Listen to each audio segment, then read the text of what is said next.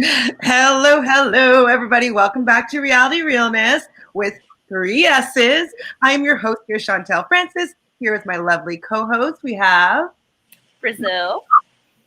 Hi, Brazil. How are you doing today? Doing well. How are you? Not bad. I'm a little bit tired. I had a couple glasses of champagne with JoJo last night, but that's beside the point. If this is your first time on Reality Realness, well, then welcome. Please make sure you subscribe below. My goal right now, or our goal here at Reality Realness, is that we want to get to 1,000 subscribers. So can you please help us get there by subscribing or maybe sharing this with our channel with your friends or anybody that might be interested in reality TV content. So that's what we love talking about here and any gossip that goes along with it. So today, we're not really talking about anything specific, but it's going to be Love Island related. So it's kind of like any gossip that we've been hearing that's going on. We kind of watched a bunch of different videos and interviews about some of the past Islanders. And so, yeah, join us in the chat right now, and we'll just be answering questions, talking about gossip, and just hanging out for a bit. So please say hello. So like what you mentioned yesterday, that if we get to 1,000, we can potentially ask some Islanders to come on. Absolutely. Like, people don't think that clout's a thing, and you don't want to have clout. It just makes it a lot easier to be able to have a little bit of a channel and subscribers. That would be maybe a good reason for Islanders to want to come and chat with us. It would be good for their brand and they're good for their publicity. So that is why we would love to get to 1,000 subscribers, because then we would have some clout, and with that clout, we can get some interesting, cool guests maybe to come in. I apologize in advance. There is construction going on downstairs, and they're using a hammer, and she thinks it's a knock at the door. So I'm going to have to possibly mute myself a few times. Gotcha. Sorry. Now. I know. Chronicles of having a German Shepherd. Flash, I don't think I'd ever have a German Shepherd. I'm not afraid of dogs anymore, but when I was about 6 years old, I was bitten by a German Shepherd. And then I ran away from it and chased me all the way to my house. And I went and I closed the door and up against the door. So I was terrified. For a while, I was pretty scared of German Shepherds. My dad had the same experience happen to him. Hi, Vicky. How are you? Hi, girl. No, tonight's episode's going to be good. We're going to definitely talk about the first look that just popped up. So, Vicky, anything that you want to talk about Love Island? We don't have anything specifically structured that we're going to be doing, but we're just going to chat with you guys, answer questions, gossip, be kind of bratty about the people we like and don't like. The usual. A few videos we watched that brought up some. Hi, Anna. Stay with you. If you have any questions or whatnot, we're just kind of hanging out, talking about our favorite show, Love Island. And maybe we can start brainstorming as to what we want to talk about after the show is over, because I feel like we're winding down a bit now.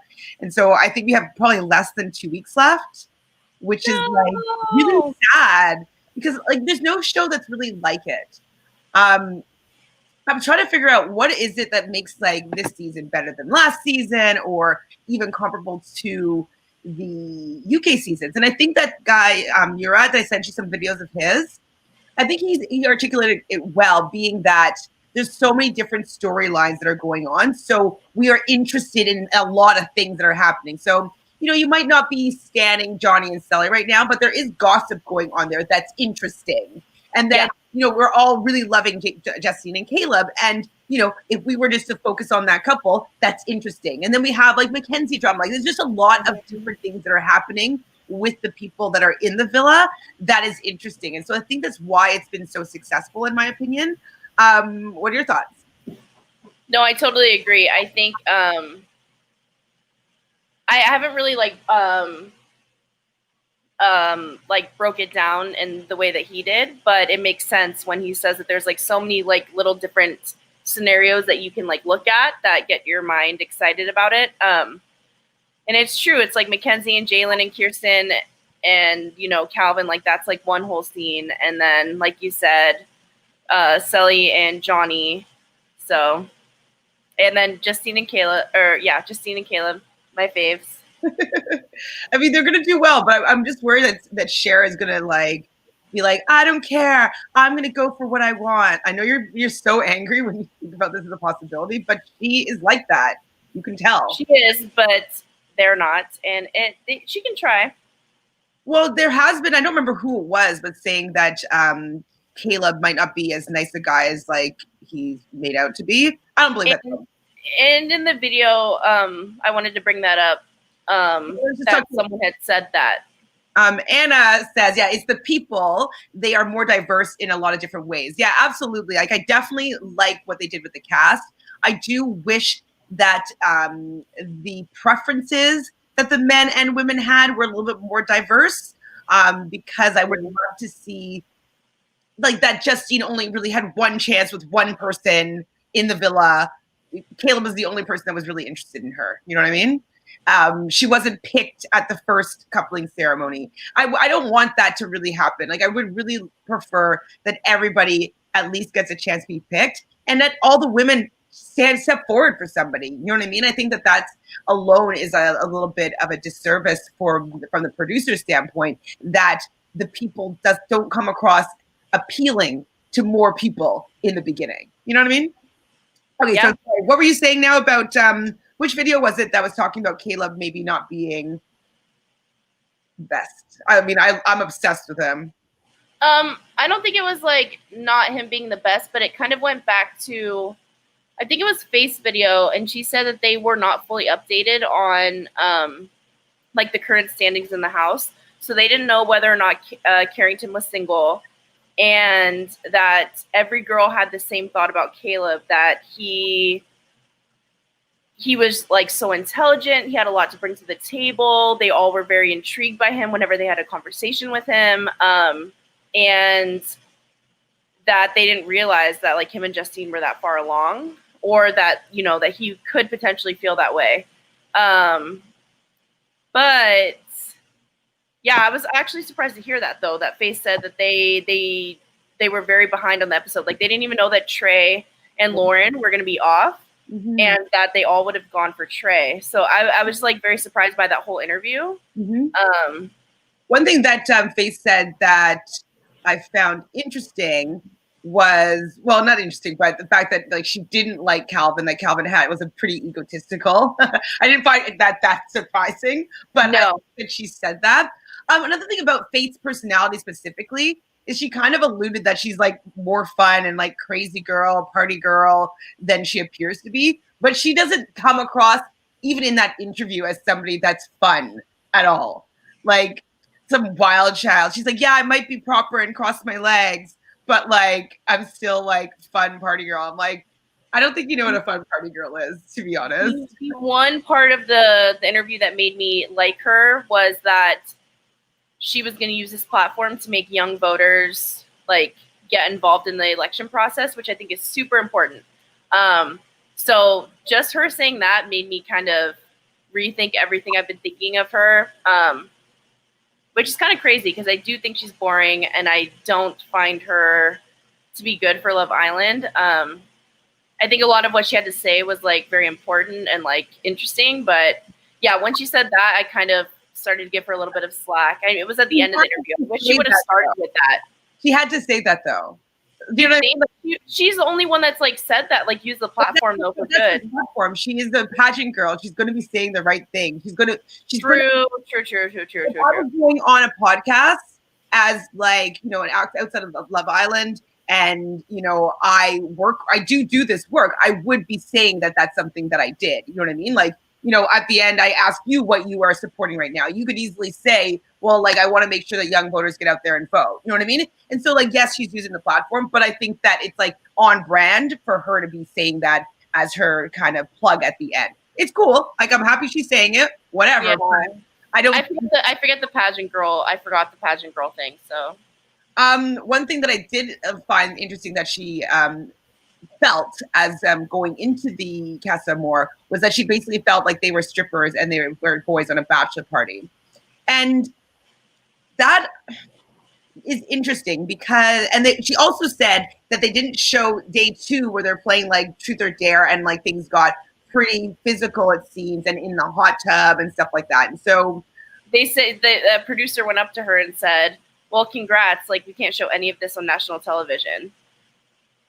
That's like what were they getting naked? Like, what do you think they were doing? They asked her, they were like, can you elaborate? And she said, all I'm going to say is that we were playing Truth or Dare and it turned into a hot tub scene. And I can't say any more than that.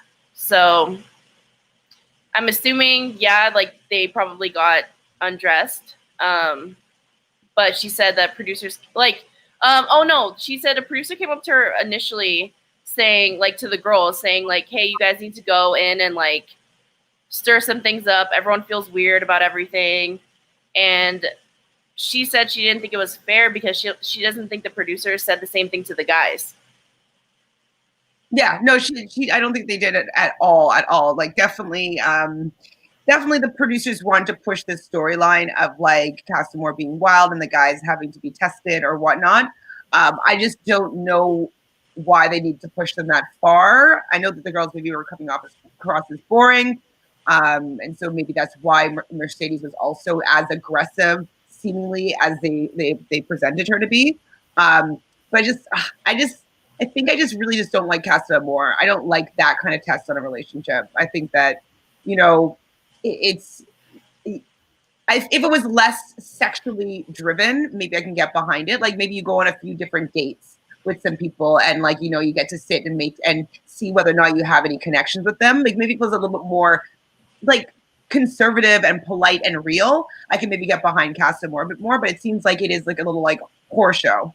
Do you find it weird though that like between Castamore and the villa, the only date that they gave out was Carrington and Mercedes? They didn't even give a date to the villa boys and the girls. That's what I think that they should be doing on Castamore, to be honest. I just find it weird that they only gave it, now I'm thinking about it, they only gave it to one side. Like, why not give it to both sides? That could have, like, Kirsten and Mike, like, that could have, I mean, maybe they thought that, like, they must have thought that the girls were mostly going to stick with the guys and there was no point in, like, wasting, like, resources on airing it, but you never know. Like, taking them out of that environment into a new environment, away from everyone else, like, you never know what can happen. Yeah, for sure. I think that it's because they didn't really give that much time to Castamore. They were only there for 4 days. And so I think they just wanted the raunchy sex party scenes and to show the. No, I'm talking about the villa, though. I don't think that the villas basically what they said. Faith said it was that like they're filming at the villa or they're filming at Castamore. So I don't think that they had enough manpower to be able to have like filming Castamore and then filming dates outside of Castamore and then filming Love Island and then filming dates at Love Island. Wait, I feel so dumb. Moira and Aaron had a date with a strawberry in her tooth, right? I don't know. It was that unforgettable. Oh my god. I'm like thinking about it now. Yeah, Moira and Aaron had a date, and never mind. They did. The tooth though was her date before. Huh? The strawberry in her teeth was before Castamore was happening. No, it was during because Aaron was there. Oh, okay. Can you pull up the first look? Because I want to see if it shows the guy. Yeah. Of course. Because I know 4 people are going home, y'all. Pardon? 4 people are going home tonight. Is that for sure? Or is that just the speculation? No, that's what the caption says on the first look. It says 4 Islanders go home. Okay, so we'll also, ladies in the chat and anybody else that wants to join in, we're going to maybe speculate on who is going to be going home. So 4, it says 4 leave and 3 enter. We know the 3 are entering. I only saw 2. Oh.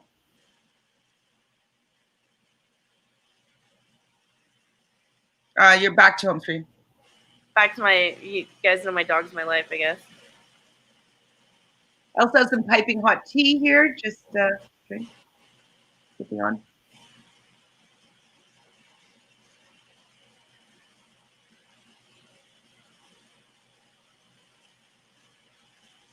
Did you forget how to use your phone? Technical difficulties. Shout out Jojo. No, it's frozen. Hold on, sorry.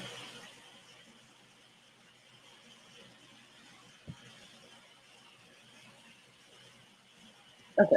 Here we go. Here we go. Presented by Fuse Box. Presented by. Oh, great. Literally don't think you could have hurt me more. And I think that you knew that. Whether you're willing to admit it or not, I think that you wanted to get back at me a little bit. I roll. I know. And honestly, from your speech, because it did sound so much like things you said to me, for a minute, I really thought you were going to. I got a Islanders, tonight the stars will align. Get ready for an astrology-themed party that will be out of this world. Will we have beautiful Chantele? babies? Surely. Will you guys kiss right now in front of us? As it shows. Yes. Are we falling? Will someone be walking in and turn their head?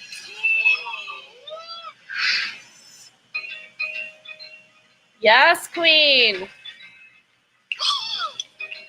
Hi, Islanders. Sorry to crash the party. No, she never comes with good news.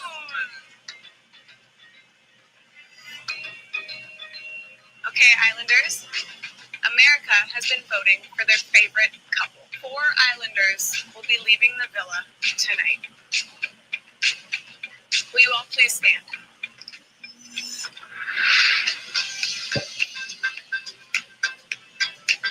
What are show the guys? Yeah. Wait. See? Can you do a screenshot of like that last clip? Is that possible? Okay, so Vicky's saying she thinks that the light-skinned guy is going to go for is going to want Selly. We were saying that as well. That we thought that at least somebody would, and most likely, she's like Latina. She has a little bit of a lot of Black men seem to enjoy Latina women, and so I can definitely see them looking good together at least. And I wouldn't be surprised, especially if he knows what Johnny has done, if he were to come in with that information as ammunition and take that girl on a date. Woo. Vicky says, I love Justine and Kayla, but I have, I don't know if we should say this out loud to Brazil, Vicky. I don't know. These are fighting words. I love Justine and Kayla, but I have a piece in my heart that's thinking that he's really not into her. I see it too, Vicky. I think that he's willing to work on it and try. What I've been saying is that I don't see the spark. Brazil feels as though it's going to be maybe a slow burn. Sorry, I got a screenshot and I got really excited. Going to be a slow burn, maybe the way that their relationship develops. But that's my biggest fear in life, Vicky. Pardon? It's my biggest fear in life. What, that Brazil is, that Justine's not going to get Caleb in the end? Oh, wow. They did me dirty. Can you take a picture of that picture and then cut and crop it?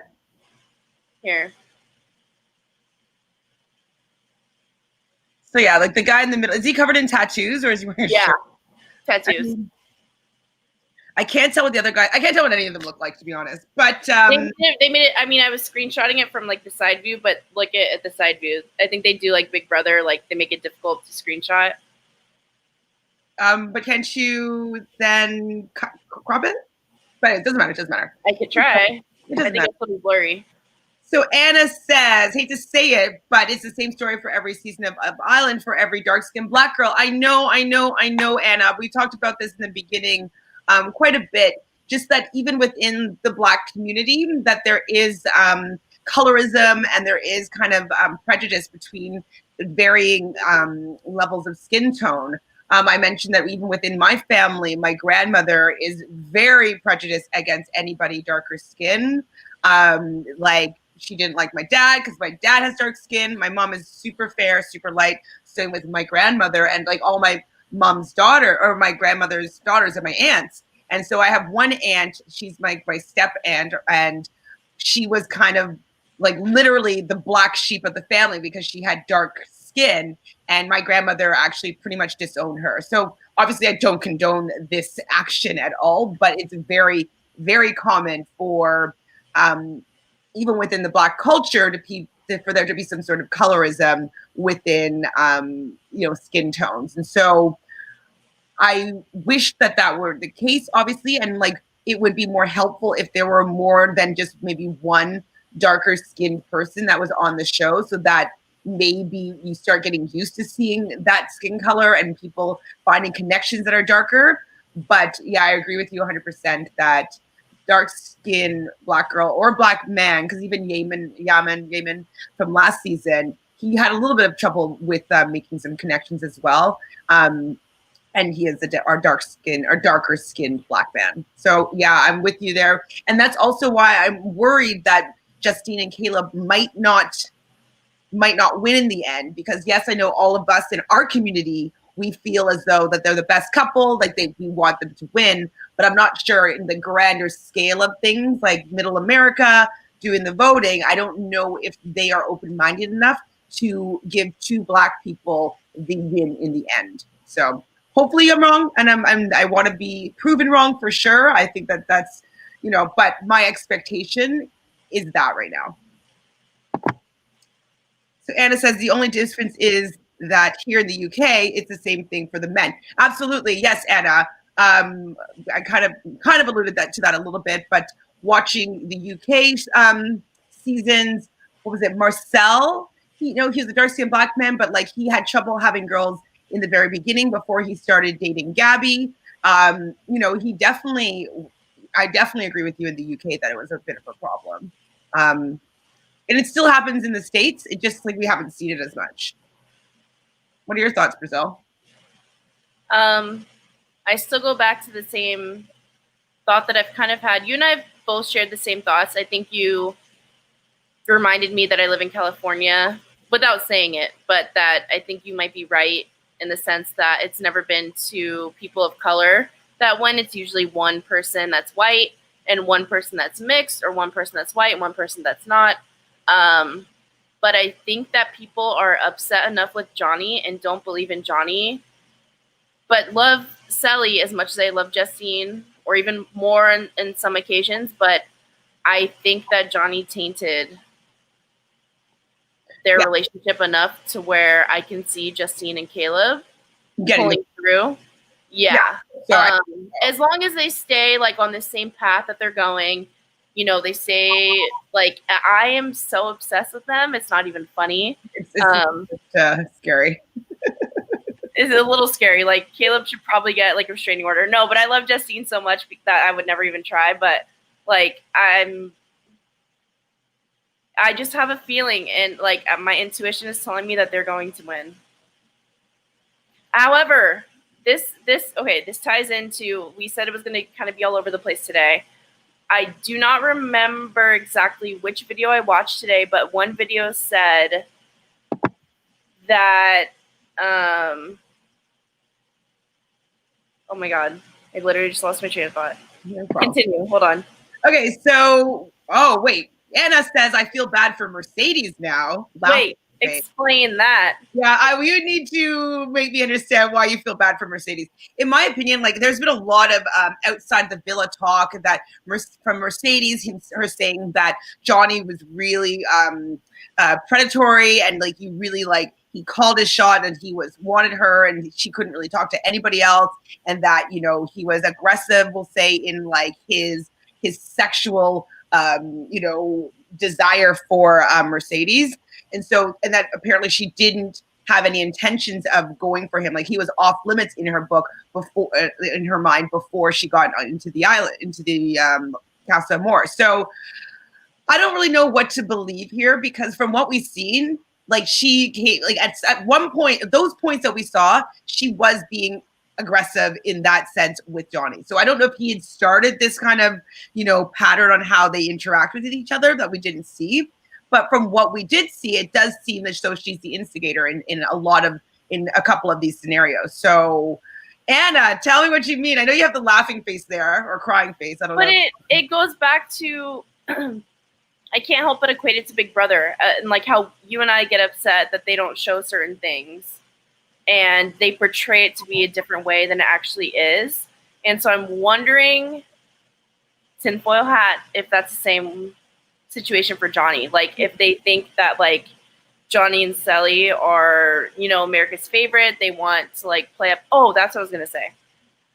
That, I forget who said it, but someone said that they think that, like, Johnny and Sally are trying to have this, like, the trials and tribulation situation happen, and then, like, they come out of it, and that Johnny was being, like, extra, like, in the bathroom scene, I think specifically was brought up, how he kind of, like, threw her on the floor and was, like, you know, like, making out with her, like, and things like that. So whoever said it said that Johnny and Sally are for sure playing the game, and that at the end they can argue that they've gone through something. And I think you're muted. The last little bit you sounded, I didn't hear. Oh, that's weird. But we heard all of it though. So yeah, no, I think it was Faith that was saying that about Johnny and Sally, that she thinks that they are playing a game. That just to echo what you'd said, that, you know, they wanted to be the couple that had to face some adversity, and then they came out on the other side stronger and together. And so they were hoping that that was going to be a way to maybe rope in the audience into being part of their love journey. But in the end, I think that Johnny probably went too far. I don't know if Sally is in on this game. I think that Johnny might be doing something like this, or that's how he wants to spin it. Yeah. I just don't think that Sally's that calculated. You know what I mean? And, like, I think that she really is there for love. We did find that she is a singer. And so she, you know, it was interesting though, seeing that Johnny, doing his little rapping thing with Jeremiah, and then that Sally's a singer, and that they have bonded on the singing stuff. Maybe that might be something that comes out of this. What if they have a date or something? Sally sings to him, he sings back to her. I don't know. So maybe if this is for their platform, for them to maybe come together as like a recording star. Like, did anybody watch The Bachelor Presents? Whatever they had, like, a singing show where, like, it was singing in love. Oh God, that was so stupid. It was okay. It was basically, they wanted to try to find a Star is Born, that kind of vibe. But I'm not that against this. If it kind of comes out that, like, they end up, like, falling in love through, like, music. I'm not against it if they both don't truly know that they're both into that. But I think it's a little more. Huh? We saw in the very beginning that they bonded over music. I guess, but, like, if they're gonna try and, like, use this platform to come out as, like, some, like, duo. Well, I mean, it like, maybe it will happen. Like, the producers know what these two have to bring to the table. Like, I'm sure they know that she's a singer. I agree, but, like, they've showed the platform isn't American Idol. The platform is Love Island. Like, yeah, but, like, producers don't care about the integrity of the show. So Justine and Caleb better win, if that's the case. But I wouldn't be surprised, though, if the producers use the fact they have two talented people that are falling in love to end up being part of the storyline. Like, what happens at the end when they all do, like, they send their poems that they have to say to each other back and forth? Like, what if they could do a song with each other back and forth? Like, I wouldn't be surprised if they use their singing in a date or a way to express their love for each other or their care for each other, like, as part of how they communicate within Love Island. I don't think that it should be off limits just because it's not a singing show. I don't think it's off limits, but I think it's a bit forced and a bit fake when... How is it forced? Like Jed on The Bachelorette, are you telling me that, like, him singing and doing all of that, and then you find out, like, he has a dog food jingle? But they took them on a date where they got to sing to each other. I'm just saying... But that's fake. I'm just saying that they're going to make each other do poetry, okay? It's not necessarily in the nature of Justine to write a poem to Caleb. Like, that's not something that's natural that they would be doing. That's going to be very forced, okay? No, I'm just being, like, realistic. Like, you're giving me pushback for... because I just to me, it just comes off as fake. Why wouldn't they want to use a song rather than a poem if they're a singer? That's who that she really is. She's really a singer. So you're saying everyone has the same date and they all do it together? Have you not watched, like, so the end of the show, every single couple has a moment where they come out and they confess their love to each other in a date, in a marriage scenario. So they're like, it's not like I want to couple up with this boy. They just talk about all the reasons why they care about each other, and they write poems, and they present each other in different sort of ways depending on who they're doing things to. And so they do this every season. I don't know if they did it season 1 of US, because I didn't watch it that strongly, but in every single season of Love Island, UK and Australia, they have had to present some sort of like love poem to each other. So I'm just saying, they're both freaking musicians. They're going to do that using music. I wouldn't be surprised. I don't see why the pushback. I just think it's fake. I just think it's fake. But it's going to be fake anybody writing a poem. You think that these guys are like, oh, every time. But it's taking people out of their comfort zones. It's not taking Johnny and Sully out of their comfort zone. I think that they're going to want to be creative, and they're going to want to do some sort of poem. Why are they showing Johnny ever singing? That's not creative to them if they are used to that. It is creative. I guess you're not from a creative background. Okay. Because no, I'm saying though, like, listen, like I work like as a creative person, and I decide to use different things creatively. That's a little bit different. If I'm asked to write a poem, maybe I want to write a song instead, because that's just a little bit different way of expressing my creativity. And I want to express that to the other person. It's kind of like, I'll do like a dance routine. Like maybe someone will do that. You have no idea how people might want to show their love to the other person. Yeah, I agree. No, you don't. I do. Okay, Moira and Era has the villa date. Yes, we just forget about them because they suck. Oh, Jaquan's here. Jaquan, what do you think? Do you think it would be fake if Sally and Johnny decided to make a poem, a song, as opposed to a poem, or confessing their love at the final coupling ceremony? Yeah, exactly. That's why you know that they're so irrelevant, is that. Oh, she's sipping tea. Yes, I love tea. Where's your tea, Brazil? I know, I didn't make any I drank it earlier. We need the tea, girls. Oh, I know. Oh, Lord, I'm tired of people not believing anyone could be interested in Justine. Realist. I'm with you, girl. But, like, I understand this because I've had a lot of people not be interested in me because of my skin color. So it's just kind of facts are facts here, Like, she didn't get chosen. Why? She's gorgeous. She has a great personality. She's very likable. Other than her skin color, then, if you can explain to me why more people weren't interested in her, and the person that she did choose actually did not choose her and then ended up with her, if you could tell me why that happened, other than the fact that she's a Black woman, I can believe it. Jaquan.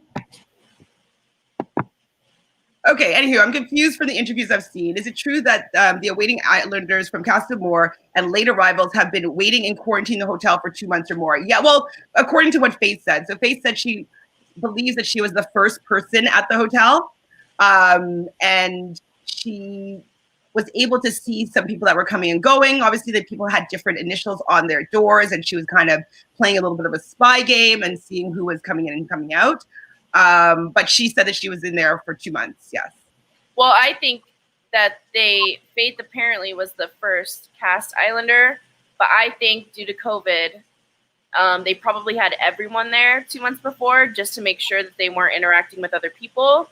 And they probably didn't know when they were going to bring these girls in, because what if Faith would have been going in when like Rachel or Kirsten went in?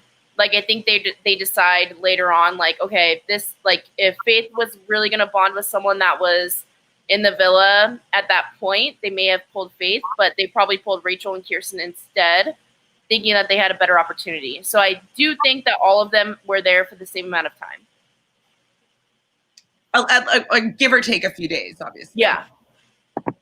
Jaquan, after the island, supposed to be good host, but they are too biased. They're okay. I don't really like Elizabeth that much. I prefer Alex over Elizabeth. I find that Elizabeth's takes are I just don't really agree with her, and I kind of find her a little bit annoying to listen to personally.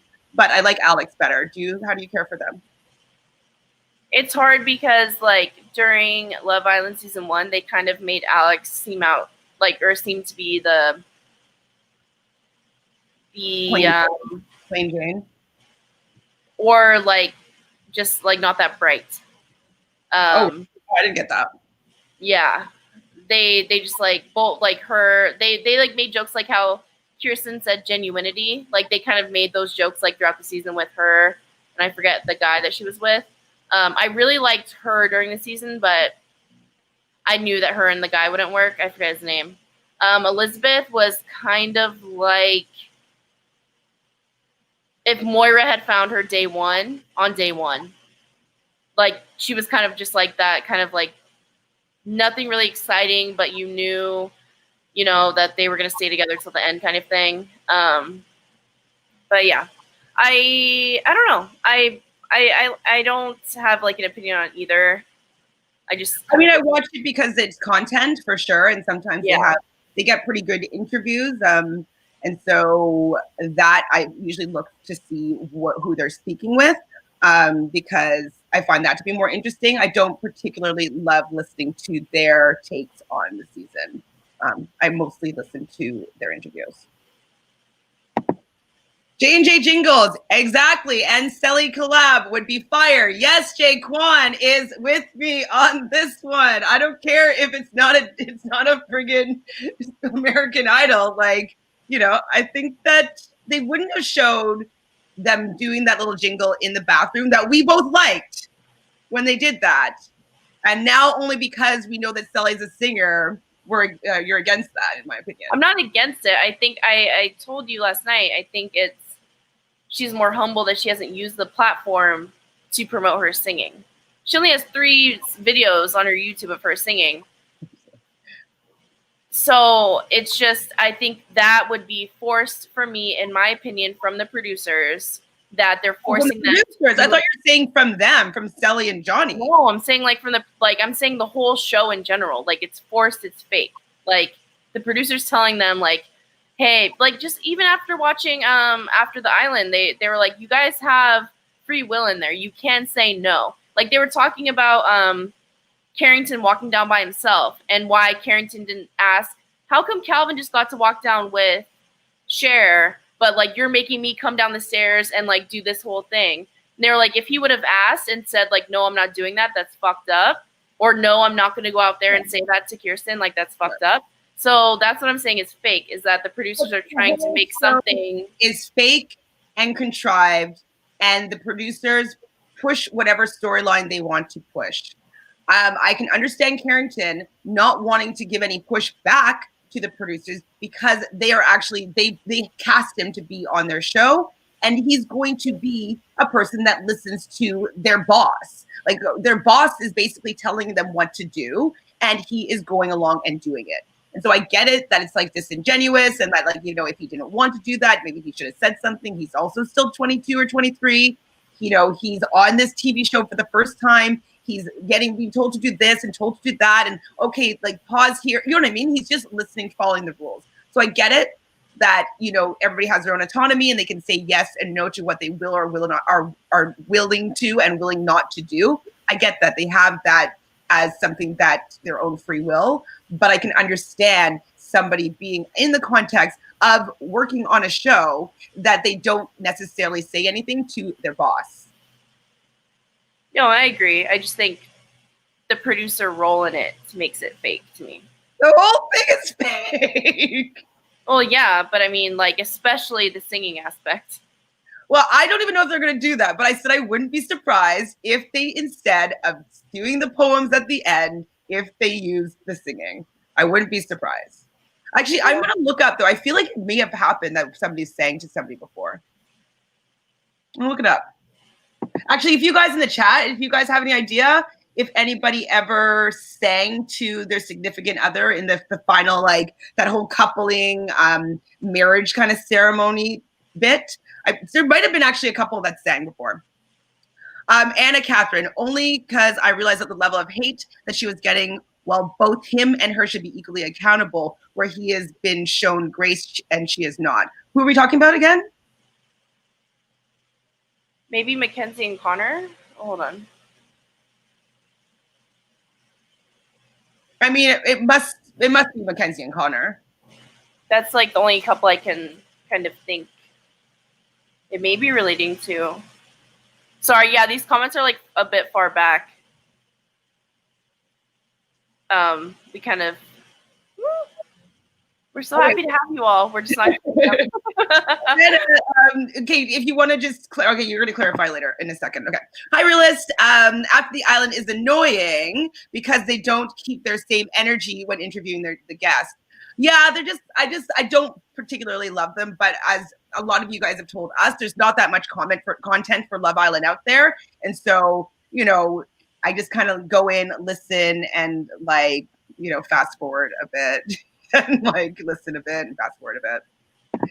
Vicky, who do you guys think's gonna leave? Okay, yeah, we'll get to that for sure in a bit. Vicky, let's just go. I'm just trying to catch up on these comments while I was on my rant. Anna says, at the end of the day, it's a show, and they will show us what they want to show us. Yes, I find it hard to believe that she's desperate for someone who is so invested in their relationship.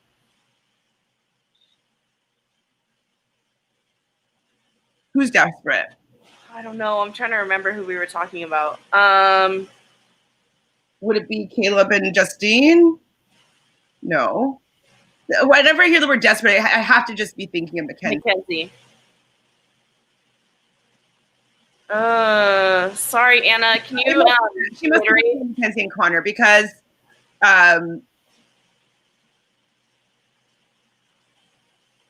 shoot. Oopsie. Oh yeah, we're like 15 minutes back on these comments. Whoops. Jalen and Cher, Mackenzie and Aaron, realist things will leave. I agree. Jalen, Cher for sure, and maybe Mackenzie and Aaron. Yeah. I think the boys are done with her, and if the boys have any say in it, like if it went how it went last time, Mackenzie's gone. Realist, facts, they are real hypocrites, but I just watch to see what people have to say. I think about after the Island. Right. Realist says, giving Johnny way too much credit. Yeah, okay. And no damn way he thought this far in advance. That's true. Like, I don't know if he's that smart and that calculated. But maybe he is. Like, I don't know. With what the women have been saying outside the villa, I've been finding that they've been really, really negative towards Johnny. But the producers aren't showing any of that. So I don't know what the producers, like why they don't want to show a little bit more. Because maybe they did have an ulterior motive that they wanted them to come out as this love couple. You know what I mean? Like, because it actually did pretty well. The Bachelor, whatever, Love is in the Air. I can't remember what it was called. You know, the couple after the show, they end up having their music, like a music single that they produced together, or a CD. And, you know, maybe they're just taking a look at that success. Like, I don't know what the producers are wanting to do, but I don't necessarily think that they're always just going to have the integrity of the love relationships in the show. Because if they did, they wouldn't have set up some of those, like, you know, those dumpings, you know? Yeah, I guess it's where I'm just bitter. I know. I'm sorry that I came for you, but I was just being hard. I'm just kidding. I mean, that's kind of my normal thing. I'm sorry though. I get very, very my point across. Yeah, I would definitely say that we're giving him too much credit. First, it was said that he's immature and young. Now he's cunning, calculating winner. I don't know. You're right. The only reason that made me kind of believe that was Faye's interview. She said that, like, as soon as whenever they were doing something in the villa, the Casa Amor was on hold, so they weren't allowed to really like talk or do anything. They just kind of like had to sit around. And she said Johnny, like, as soon as the cameras were on, would flip a switch and turn it right on. And she said that they didn't have any conversation other than them kissing, I think, in that one challenge that were like the one, because they decided, okay, like just do whatever you can do that's like the fastest. And it was like kiss another islander passionately or whatever for that raunchy one. And she said they kissed there, but like have never had a conversation outside of that. And that he was like super intimate, Mercedes, and pursuing her the whole time. And I don't know how true that is. And she deflected when they asked Faith. Yeah, she said like I think Mercedes needs to tell her own story because she tells it. She doesn't hold back.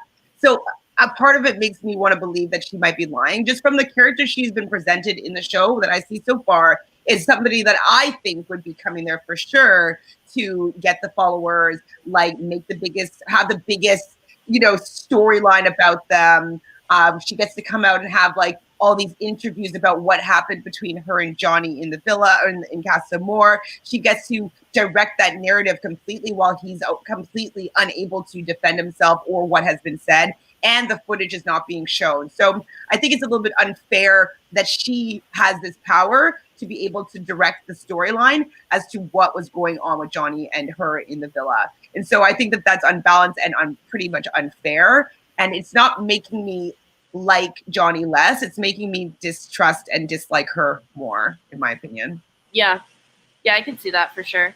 So Jaquan says Ariel shed a tear when Johnny came back from Casa Amor and chose Sally, so she might really like them together. Yeah, we were talking about this a couple days ago, that we think that she might be part of the problem. Yeah, maybe, or maybe she's not seeing everything, or I hope that's the case. I really like her, so I hope that's the case. You're gonna get mad at me, but maybe she doesn't feel the vibes between Caleb and Justine. How can you? Okay, yeah, I guess. I mean, I like them, and I cried. Like, I'm not saying that I'm not rooting for them, but the spark. It just, to me, it still doesn't make sense how she didn't have that same emotion watching, like, Justine, knowing everything about Justine. No, she knows that Justine was never picked first. She was there for all of it. I don't know if she saw that, though, like her confessionals and stuff like that. But I mean, she was there for all of it, no? Like all the recoupling. I'm just saying that we are emotionally connected to Justine saying that because we've seen some of her confessionals and some of her being like, it just like sucks that like every single person that I've been interested in wasn't interested in me first. And so we were able to connect with her a little bit more than maybe Ariel was, just because she should just have a heart's understanding and seeing what's happened to Justine and be like upset about it. But I think that we might have a little bit more of a connection because we've seen her talk about it specifically. And I don't know if Ariel has that information. I hope, well, she should. If she does not, she should. Well, it's just that the interviews are going to be long interviews that people don't see. I don't think she'll see that footage until it's actually, unless she's watching the aired show. Maybe. I don't know. I thought that they, like, even all the girls in Casa Amor were up to date, and apparently they weren't. So exactly. So maybe she's not up to date. Like, I don't know. Yeah. I don't know. It's crazy. I have no idea. Anna says, I am only sure that Cher and Jalen are leaving. Other than that, I don't really know. These votes have a way of surprising you. There was a hot take today on the live After the Island that just aired. Their guests that they had on there. I think it's Barstool Sports. And she's also, her podcast though is also Chicks in the Office. So she does, I think it's like from like a stem from Barstool Sports, but her hot take was that America's going to be so upset with Johnny that she thinks Johnny and Sally, and for the drama of the show, might slip into one of the bottom 3 spots. I don't think that's the case, but it was interesting to hear someone else say that. I didn't agree with that take personally. I think that that people like Sally more than they're willing to not vote for Johnny. That's the only reason why I'm still rooting for them, is because I love Sally so much. I think Sally's like wicked, and I'm sorry, I would love to see them have a duet career outside of this. I think it'd be really cute. But I like that stuff. Did you watch A Star Is Born? Yeah. And did you fall because it was like the most like I? So you know how you are with Tiger King? That's how I was with I haven't Star watched Wars. it, though. I know. It took me forever to watch it, but everyone was telling me it's so good. It's so good. I knew the whole soundtrack before I saw the movie because everyone, I would go in their car, they're like listening to it. I'm like, okay, great. And I saw the movie and I was like, I wouldn't have wanted to experience it that way. So for me, when I saw Star is Born, I didn't want to see it. I'm not a fan really of Lady Gaga, and I'm not a fan of Bradley Cooper. And Bradley Cooper's hot. I was not a fan of him. Used to watch him on Alias, and he was just his personality on that show I really didn't like. And so I just was never buying that brand of Bradley Cooper personally. And so my best friend, Anna, she's like, no, I saw them on the Oscars. And I was like, I messaged my best friend. I'm like, so what the hell is going on with Bradley Cooper and Lady Gaga? I'm like, are they banging? She's like, have you not seen A Star is Born? I'm like, no, I'm not going to watch that movie. I hate Bradley Cooper. And she's like, watch it. I was like, I don't want to, maybe. So I was on the plane coming back from Vancouver to Toronto. So it's a long plane, so you can watch tons of movies. And I saw it that was on the plane. I was like, you know what? I'm going to watch this movie. Like, I have nothing to do for the next 4.5 hours. Let me watch this. And I put it on, and I was bawling for so long, like so bad that the flight attendants were like, just gave me like a box of Kleenex. I was like, but I think that part of it for me is because I've always worked in the arts. I understand that storyline. You know what I mean? Like working so hard in like a career that it's very difficult to get, your breaking moment. And so like, him seeing her magic and the spark within her and like them coming together, like all that is like, it's like the dream. It's the Hollywood dream for an artist, Yeah, for sure. And then falling in love with somebody through the music, like all of that, it like gives me goosebumps even right now talking about it. And so that's what I really loved about the movie. Like I was like, I love the whole thing about it. And I could relate to both of those stories, falling in love and falling in love through your creative arts. And so that's probably why I was so connected to it, is because I get that story like on a personal level. Mm-hmm. And so why are we talking about A Star is Born? I don't know. But anyways, that's why I could see the producers maybe putting that element in because it was so popular, and even that Bachelor show is so popular. It was a very popular movie. Oh my God. Like I sang Shallow like so many times after, like it's a good song. We went out and we're like we were drunk and we're just like, we both sing a little bit, and so we're like singing Shallow, like smoking cigarettes outside in the shallow. But yes. I'm sorry. So that's why I'm also impassioned, because I'm a sucker for that too. This guy, am I blocking you? Who are you? He put crying faces, or she, whoever. Good to say. Don't say it at all. We love Love Island. We love getting impassioned about this stupid show. I'm sorry again, but that's just part of me sometimes. Don't take it offensively, please. Who? You. Oh, I'm not. No, I'm just saying, that's like sometimes with my mom, I'll come at her like that and she'll be like, why are you being so mean to me? And I'm like, I'm not. I don't even care. Like, I'm just getting my point across. You're passionate, girl. I know, but like I was on a debate team. Like I used to win all the time. And I used to want to be a lawyer, and I might still go back to law school. I've been considering that lately. Probably should. I just don't know if I like law though, actually. Like I like the right things to happen, but I don't know if I like the law specifically. It's very dry. Well, it's also based on things that I don't necessarily believe in. You know what I mean? Yeah, I know. And it's like, then you have to go back to like legislation if you want to change something, and then it's like, yeah, there's just so many rules and laws based on a constitution that I don't necessarily believe in its foundation. And in order for me to change everything, I'd still have to learn everything to know how I can break the rules or I can change the rules and whatnot. And so that's always been why I wasn't sure if I wanted to go into law, is that I'm not sure if I want to go deep into like a structure that I don't actually like. It's like opening Pandora's box, because then once you figure out how it works, then you want to like do more and then do more and then do more, and then you have to change careers, and then So okay, so Johnny would been switched on Sally before Casa Moore. if he was playing a game, but he was tempted. That's all it really was. Then he came home. I know. I mean, I know that he shouldn't have done anything. I know that I wouldn't have done anything. And I know that if my partner was going to Casa Amor, he better not fucking have done anything. But I understand a little bit that a 22-year-old guy that has these women that the producers told them that you guys are being boring. Can you please amp this up a little bit? And the guys not being able to resist. Yeah, it sucks, but they have a fucking penis that gets hard. Like, it just, like, you can't, like, I don't know. They just can't help themselves sometimes.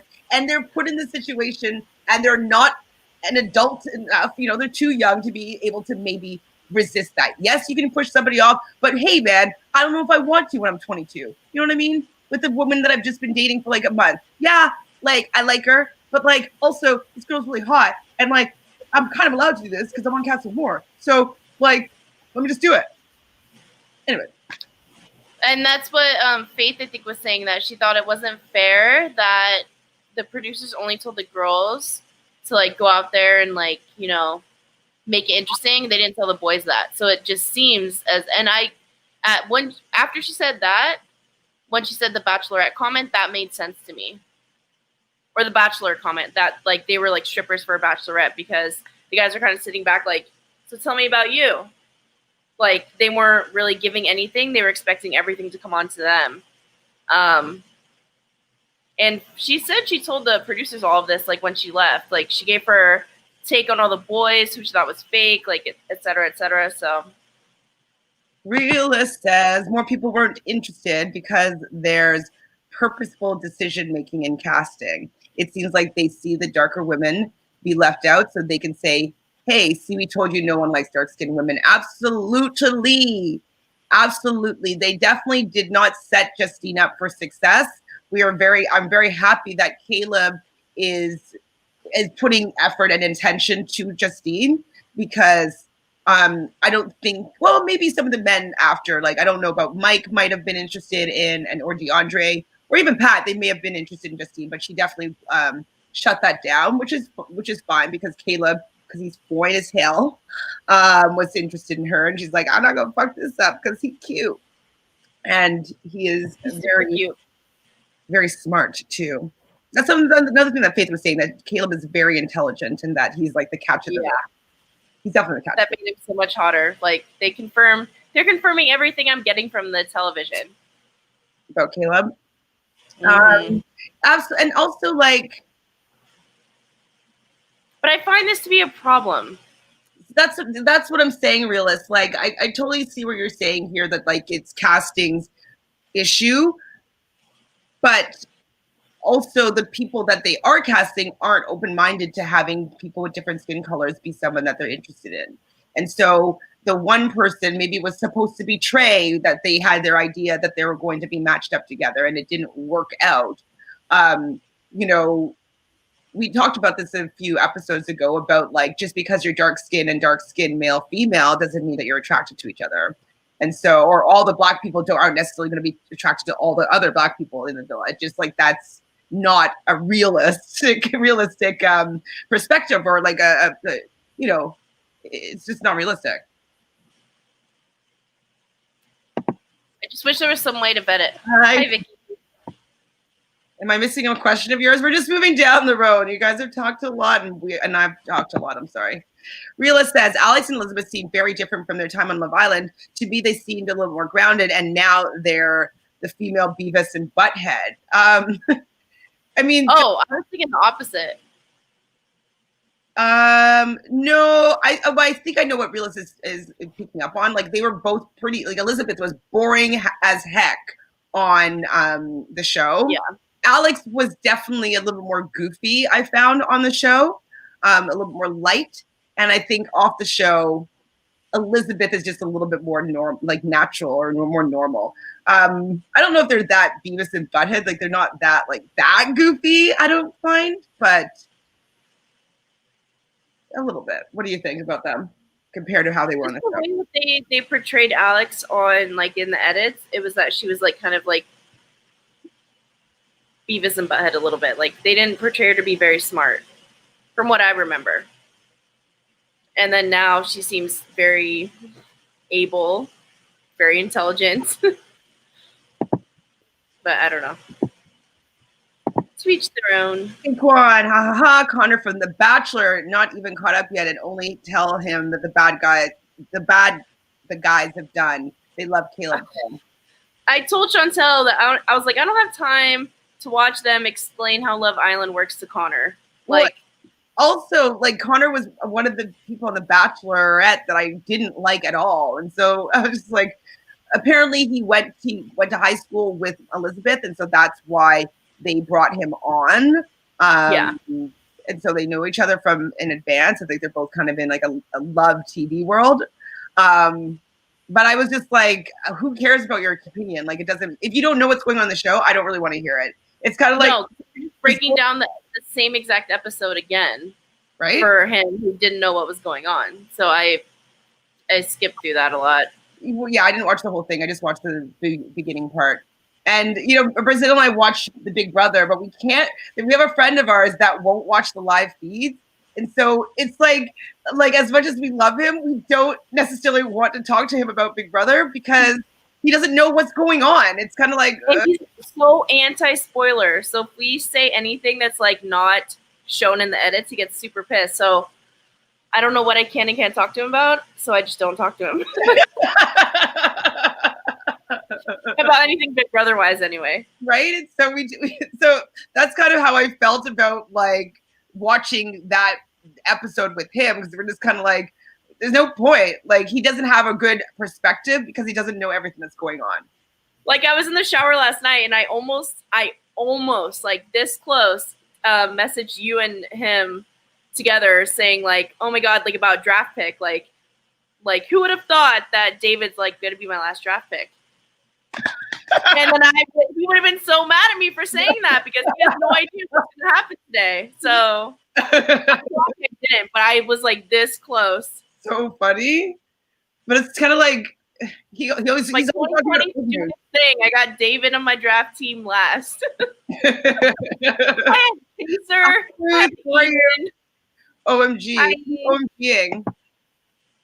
What's that for? What are you OMGing, Ruth? Oh, okay. Jaquan says, not that I know of, but on the last X on the Beach UK there was. What are we talking about? There was what? Oh, about the singing? Is that what it was? Maybe. It's something that I've seen though. I've seen people sing to their significant others on these shows before.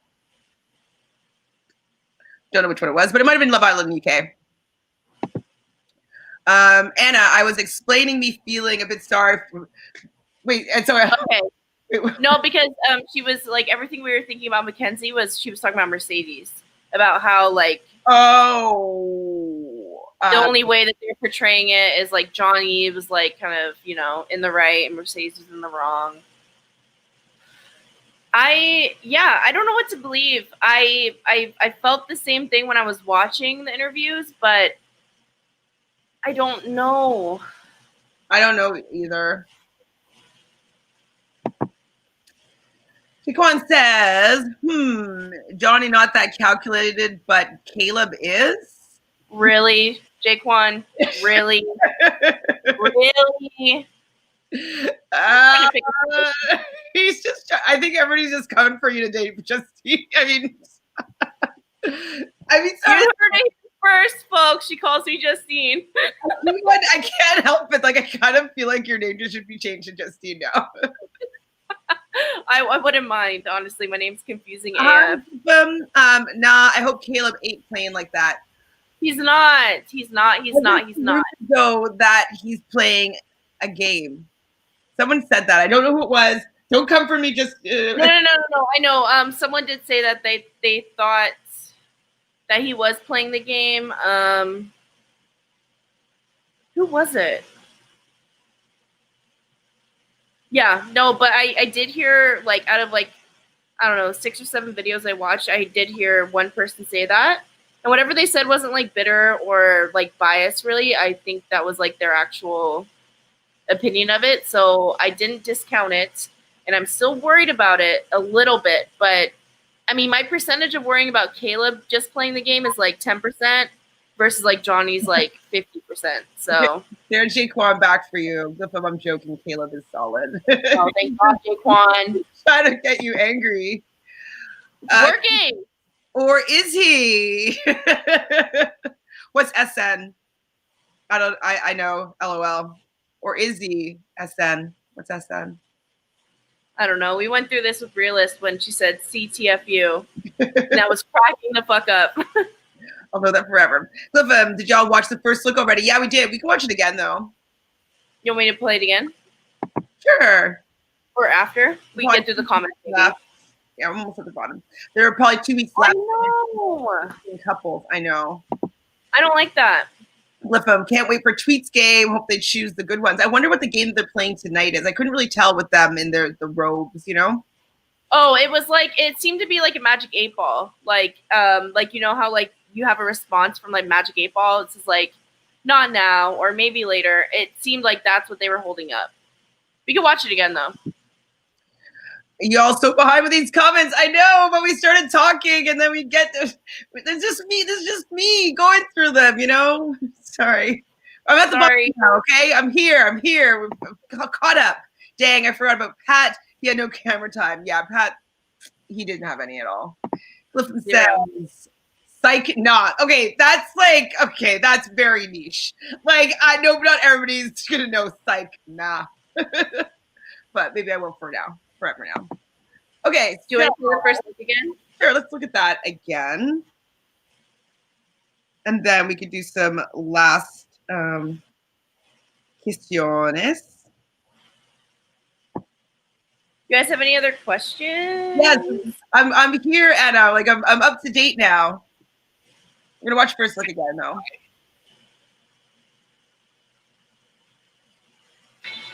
I literally don't think you could have hurt me more, and I think that you knew that. Whether you're willing to admit it or not, I think that you wanted to get back at me a little bit. Like you could have picked me. I know. And honestly, from your speech, because it did sound so much like things you said to me, for a minute, I really thought you were going to. I gotta say! Islanders, tonight the stars will align. Get ready for an astrology-themed party that will be out of this world. Will we have beautiful babies? Surely. Will you guys kiss right now in front of us? As it shows. Are we falling in love? God. Will someone be walking in and turn our heads?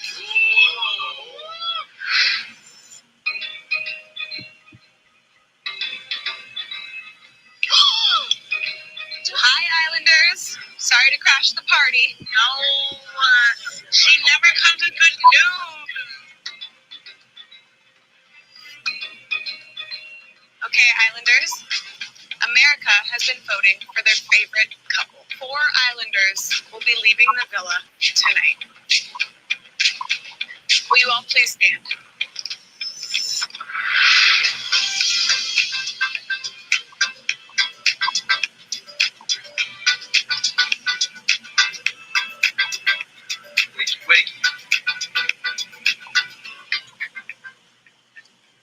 Okay, so what do you think about the conversation that Mackenzie's having with Connor? I'm wondering if that's like their goodbye and maybe she's like actually going to be going home. I can't stand her. I told you everything she was doing the day before was emotionally manipulative. Mm-hmm. She was like grabbing his hand, like, "Oh, I don't want you to see me cry." Like, hi, Cherie. We just kind of popped it on right now. We watched it a couple times, but we did just watch first look again. Mackenzie's still playing victim. That's like her vibe. Like that's who she is right now. In my opinion, she doesn't have any ownership of like her actions, what she's doing. She just feels as though zero accountability. Everybody's doing things to her, and she doesn't really recognize that she has a part in what's being said. And Mackenzie needs to go already. Yeah, no, we agree. We think that she might be gone. it might be a similar scenario as they did the last time around, where the lowest couple being probably Cher and and Jalen will probably just be voted out. And then the other two bottom couples probably going to be Mackenzie and Connor and Mackenzie and Moira. Right. Or no, Connor and Moira. Connor, Moira, Mackenzie, and Aaron are going to be the other bottom couples. And I feel like they'll keep. Who are they going to keep? Are they going to keep Connor and Moira, you think, over Mackenzie and Aaron? Yikes. If four of the 6 are going home, but they did say that they might switch it up and be like, you can only keep one from each couple. Do you think that they'll keep Mackenzie and Connor at that point? No. Mackenzie's gone. So, but they're not going to keep Moira and Aaron. I think they'll keep Connor or Aaron. Oh, Yeah. I don't know. You're either going to keep, then if we're saying that we're going to split them up, and if those are the bottom 3 couples, that means that they would keep Aaron and Moira, which they already dated, so that's not a thing, or they keep Connor and Mackenzie.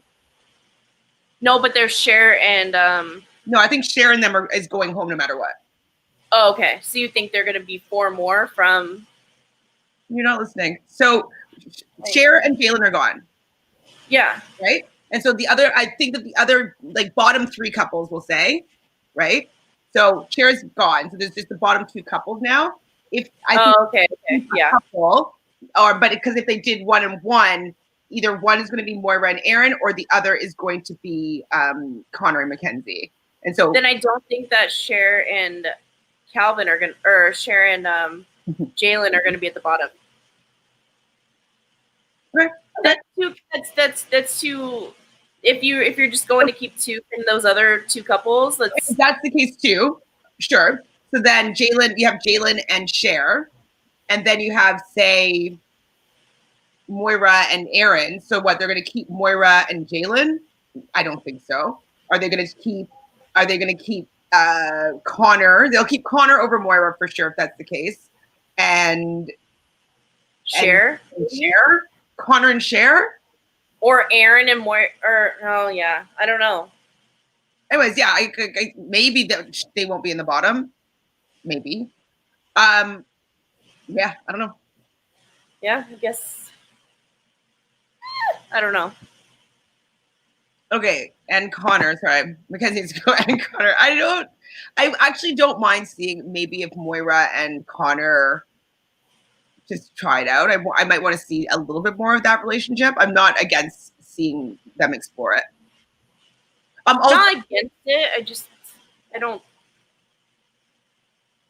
I'm just saying if there's a couple that's to stay for me to be maybe interested in seeing what happens, I'd rather see if they grow into something over Mackenzie and Aaron to see if something happens between them. If I had to choose between those 2 couples.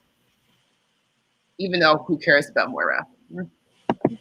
Literally. One says agreed. Here lays Mackenzie and Connor's relationship, episode 1 to 18. Thank God. Peace or deuces, Mackenzie. I hope that's the case, Jake one. I think today is 2 hours. Don't start. Well, I think that's why I think it's on 7 days a week, because if it's missing one day, they do 2 hours. The next day to like make up for that airtime. But I hope it's 2 hours. I hope you're not wrong. Yeah. How do we check? I guess you can check on CBS. Hi, Lindsay. You're someone new. Hi, Lindsay. So Jalen and Cher, Mackenzie and Aaron are going home. I can see that as a possibility for sure. We were kind of just speculating maybe that if they do the same thing that they did the last time there was a dumping with the audience vote, where they split up the couples, and so but they had to choose. The Islanders had to choose between the 2 girls and the 2 guys that were in the bottom after the other couple was sent home. So, or no, a couple was saved. It's ironic because it ended up being Kirsten and Carrington that stayed, but it very well could have been another combination. But actually, who's Kirsten coupled up with right now? Calvin. Maybe they're going to be in the bottom. Actually, that's what I was saying. I think that Mackenzie and Sorry, I'm looking. Hold on.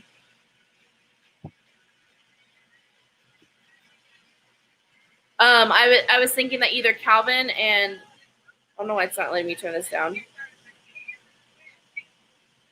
There we go. I was saying that either Calvin and Kirsten and Connor and Moira were going to be interchangeable in that 4th spot. Yeah. We did kind of speculate about that. It is on for 2 hours tonight. Ooh, and it's going to be Big Brother. So wait, that's starting at 9. I can stream it for you if you want. Big Brother? No, or Love Island earlier. Or yeah, either one, whatever. I might actually want to. Oh, actually, I have to think about it because I'm going to want to maybe do a live Big Brother. Would you want to go live and do Big Brother after? Because I really hate having a full week of Big Brother to talk about on Sunday. I can't stand it. Sorry. It's a lot. Like, I just want to talk about the episode and spoilers, basically, you know? Yeah, of course. So if you want to, maybe Michelle might want to do it too, is like after Big Brother, we'll watch it. And then maybe you can stream for me Love Island at midnight. Maybe. Yeah, that's fine. Unless I can find it online beforehand, but I'm not sure if I can. Jaquan says, in the real world, will you be okay if your so-called best friend dates your ex asking for a friend? I wouldn't be cool with it, no. It depends on the definition of ex, because I don't agree with Mackenzie's definition of Connor being an ex for her. No, not in the context of Love Island, to be fair. Everybody's there. Oh, but no, she's in the real world. No, probably not. Like initially, no. Like, no, probably not. I mean, short answer, no. I see where Mackenzie's coming from, like kind of marking off her territory here because they are still in the villa and she doesn't want to be hurt by, seeing people progress in a relationship. But that the context of the show is for people to be finding love and exploring different relationships. And so for someone to be off limits and that you're not even dating them anymore in the context of Love Island, it's just kind of like, sorry, Mackenzie, like your trash might be my treasure, like deal, or, don't come on the show. In real life. And her and Moira aren't actually best friends. They don't have that connection that like Justine and Sally do. No, exactly. And if it was like that portrayal and like Sally was like, hey, can I go for Caleb? I'd be like, what? That would be rude. Yeah, but it's not like that. So I mean, I would still maybe be like, eventually be like, okay, fine. Like if you felt that you have a stronger connection, I might allow it to go. Kind of like with Caleb right here. Like at first I was kind of like girl code with Rachel, but now that I see like how the relationship has been progressing, like I'm okay with her making that move. But I was a little bit hesitant about it beforehand. But I think she should have just had the conversation. Like I agree. No, I still 100% agree with that. That she didn't go about it the way I would have liked. If I was Rachel in that situation, I would have wanted her to come talk to me. Absolutely. At least beforehand. So Connor have talked to Mackenzie. So they have been going about the potential of them looking to connect in the right way, in my opinion, for the villa.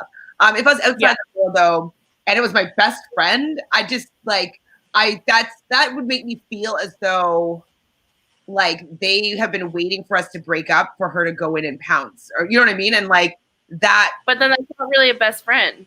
Exactly. Like I just can't. It's just I think that's bad. Like maybe years later down the road, maybe if something happens to meet up, maybe. But like you had a Friendsgiving and then he came and then you guys hit it off and like you were dating someone else, but. Because like I never can look at my best friend's partner in that light. Like they're just always off limits to me. You know what I mean? So like I would never even entertain those ideas because like it's just a no. And so for the no to be gone, like just because they broke up, like you've been hearing about their relationship, like the things, the good and bad things that they've done. Like you'd have like a weird insider's information. And then you'd go and you'd date them after, like when you're going to start talking to her about like how her ex-boyfriend is treating you in a relationship. Like that's what I mean. Like half the time, like I'm like anti that boy because he's making you feel some type of way. So I'm like trying to, you know what I mean? So I already have this like jaded view of him. So yeah. Sorry, Jaquan, but that is a hell to the no. Not my best friend, anyways. Like, people might have different definitions of best friends, but my best friend has been my best friend for 15 years. And same. Literally, like, going on 15 years. About guys ever. And I've never, just one time, and they were never even dating, that I kissed a friend, not even a close friend. We were out and we were drinking, whatever, and like I knew that she like kind of liked him, and we ended up kissing, and like I felt so bad for like I cried about it. Like I was like, oh my god, I'm a horrible person. Like, how did I let this happen? Like, I shouldn't have put myself in that situation. Like, I was so upset about it.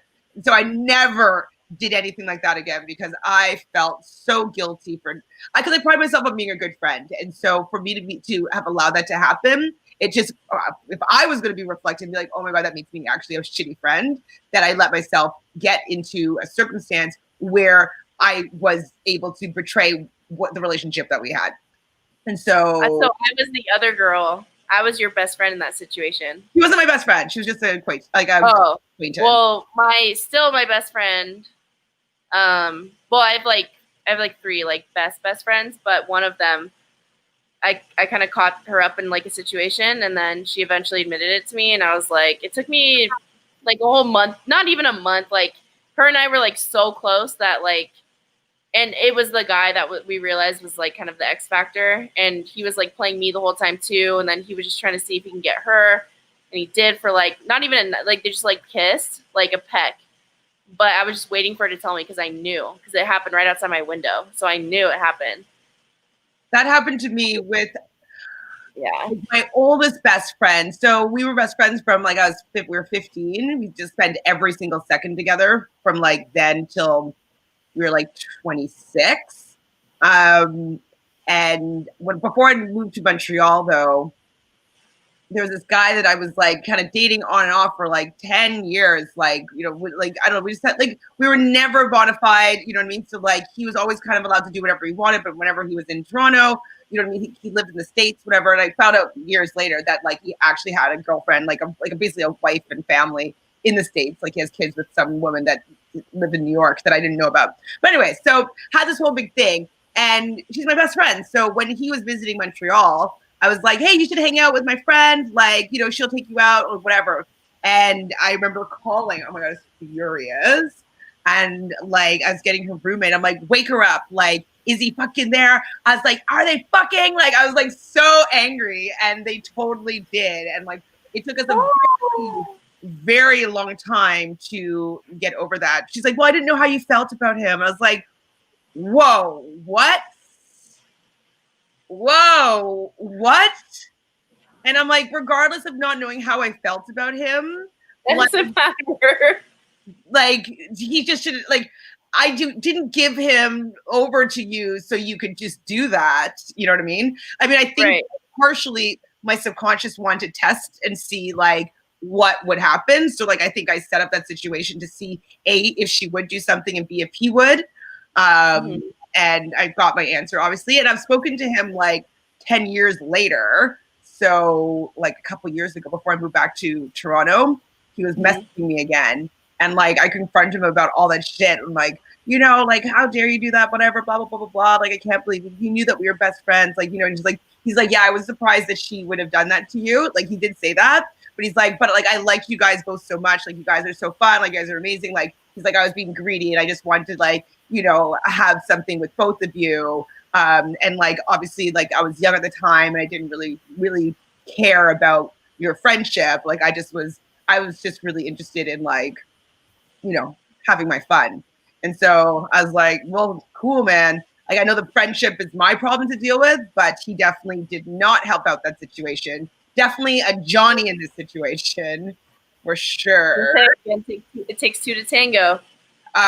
Yes, and I believe that, you know, my friend at the time was the Mercedes in the situation, because she is very sexually forward as well. So I don't know. So we were able to kind of make up, but I was always just like, I know your true colors, you know? I think it depends on the situation. I have exes I've cared for, some I really didn't. But if my homeboy would want to date an ex, we would have to talk about it first. Yep. Keyword, have to talk first. Mm-hmm. And that's my one gripe with, the video that we watched, I forget his name. It starts with an M. The one that had the reaction from the side of like watching. Yeah. So he said that Justine's played a clean game all the way through. I don't necessarily agree with that because of the Rachel situation. And that's all that was needed. Just like, and whether or not that convo, it could have been aired, but it wasn't. But the fact that she did not even have that like small 10-second conversation, like, hey, I'm going to go for Caleb. It's all that would have needed to happen. So Lindsay asked, what are our first thoughts on the new boys? I don't know. It's kind of speculating that the light-skinned black guy with the beard, we're thinking that maybe he's going to come in and maybe cause some waves with Johnny and Selly. Maybe he'll invite her out on a date or something. Maybe he'll give her a little bit of Casa more intel if he's seen anything that's been going on. So that's my only thought so far. I don't remember thinking that anybody was that cute or attractive compared to who's in the villa right now. But I couldn't tell anybody's personality. Did you have any thoughts about them? No, it's too... Also, don't show the last 4 comments. Or don't even show the first one. They don't deserve it. Exactly. But anyway, yeah.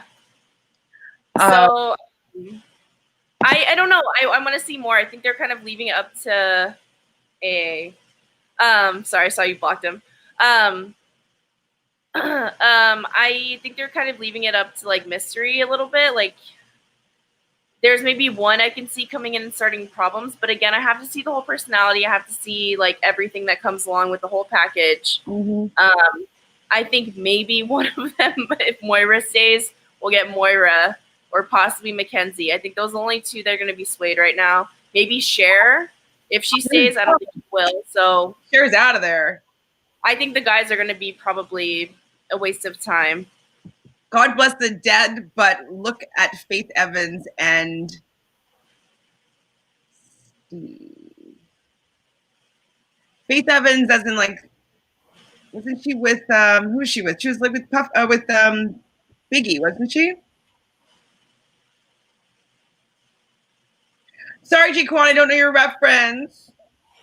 I don't either, Jaquan. Expand, please. And Stevie J, he says. Faith Evans and Stevie J? I don't know that relationship. I know Faith Evans. I think she was with Biggie back in the day. Anyways, sorry, Jaquan, explain. Sorry, Jaquan. Why are you dead? I think don't. Hi, Juven. So what's your favorite season of my 3 favorite shows that I cover? So Love Island, Big Brother, MTV The Challenge. The Challenge is underrated for drama. Past few seasons, USA versus UK 2 was great. D repping Oz. Okay, that's a good question. So, Love Island. I really liked Love Island UK season 5. I mean, I loved all of them. I definitely really loved season 5 though, because there were some people that I really wanted to get behind their story. And, I watched it with my mom. Like, I got her to like really get into watching Love Island. And so every night, like, I was staying at her house. I'd had surgery. And so like I was staying with my mom so she could like take care of me. And so like we'd sleep in the same bed and we'd like have the laptop and we'd watch Love Island every night together. So it was like a bonding moment. So I liked watching Love Island season 5 UK with her. I definitely loved season 1 because like there was a relationship within that season that I cried over. Like, and they had snotty cries over each other, and so I followed their story after as well. What about you for Love Island so far? I guess this is going to be this one. I guess it would have to be. I haven't seen many of the UK seasons, but I Love Island UK season 1 I found is the one that made me fall in love with Love Island in general. Hannah and Jonathan, I think, were the... Hold on. Are you leaving? You're leaving? No, he's saying goodbye to the person that we blocked. Okay. Sorry. Yeah, so that's what made me fall in love with Love Island. And then I think I got overwhelmed with there being like 60 episodes on Hulu per season of Love Island UK. But then once it was aired in the US, I watched Love Island season 1. And I would have to say Love Island season 2 in the US tops, or is at least equal to Love Island UK season 1. Okay. I can agree with that for sure. I think you would get behind season 5.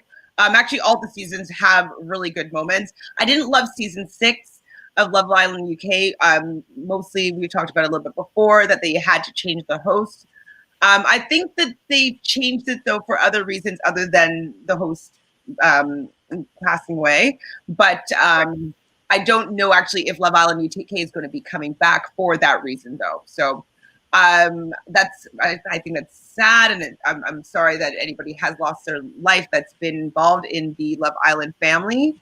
But for me right now, season 2 US and season 5 will probably be my favorite ones that I can off the top of my head. So for Big Brother, okay, Big Brother, I am a super fan. I will say season 6 or season 2. So season 2 was the first season that I watched with live. No, I watched the one with the live feeds, but season 2, I fell in love with Dr. Will. And I remember going on to, if you guys even know what ICQ is, but I was on like ICQ with my brother, and he was showing me how to get like these keys, like these, coding keys that I could do. So like I could get my computer to find the live feeds, and then I would hook my computer up to my TV. So I was doing this in like season 2, like 20 years ago, like crazy. And so I watched the live feeds, and I just loved Dr. Will, and I was like obsessed. And then I watched obviously every other season with live feeds. And then season 6 came around, and I was a super fan of Janelle. Obviously, I loved the Sovereign Six. I was a fan of like that type of game style. She was pretty. She was like always like winning competitions near the end. I loved her and Kaser's relationship. So I was standing that season for sure. I also loved season 7 because Janelle and Will, like I wanted them to get together, even though I knew that Will was with Aaron. Like I wanted that relationship to happen so badly. And Will definitely did gaslight Janie a little bit within like kind of letting her believe that maybe there was potential for a relationship. And for most people, I'd probably be pissed at them for treating her that way. But like it was Dr. Will, and so like can't let him do any harm, unfortunately. But I love that season. Obviously, I wanted Janie to win instead of like Boogie. But that was a great season 2. And then season 8 was another favorite of mine. I definitely enjoyed watching, even though he's evil Dick, but he definitely still like the dynamic between him and Danny. Like I like that storyline. I didn't love America's Player, but I thought because America's Player kind of was able to help Danny and Dick play, like I felt like as an audience member, we did have like it was kind of our season, and we got the result that we wanted in the end. So those are my Big Brother seasons. What do you think?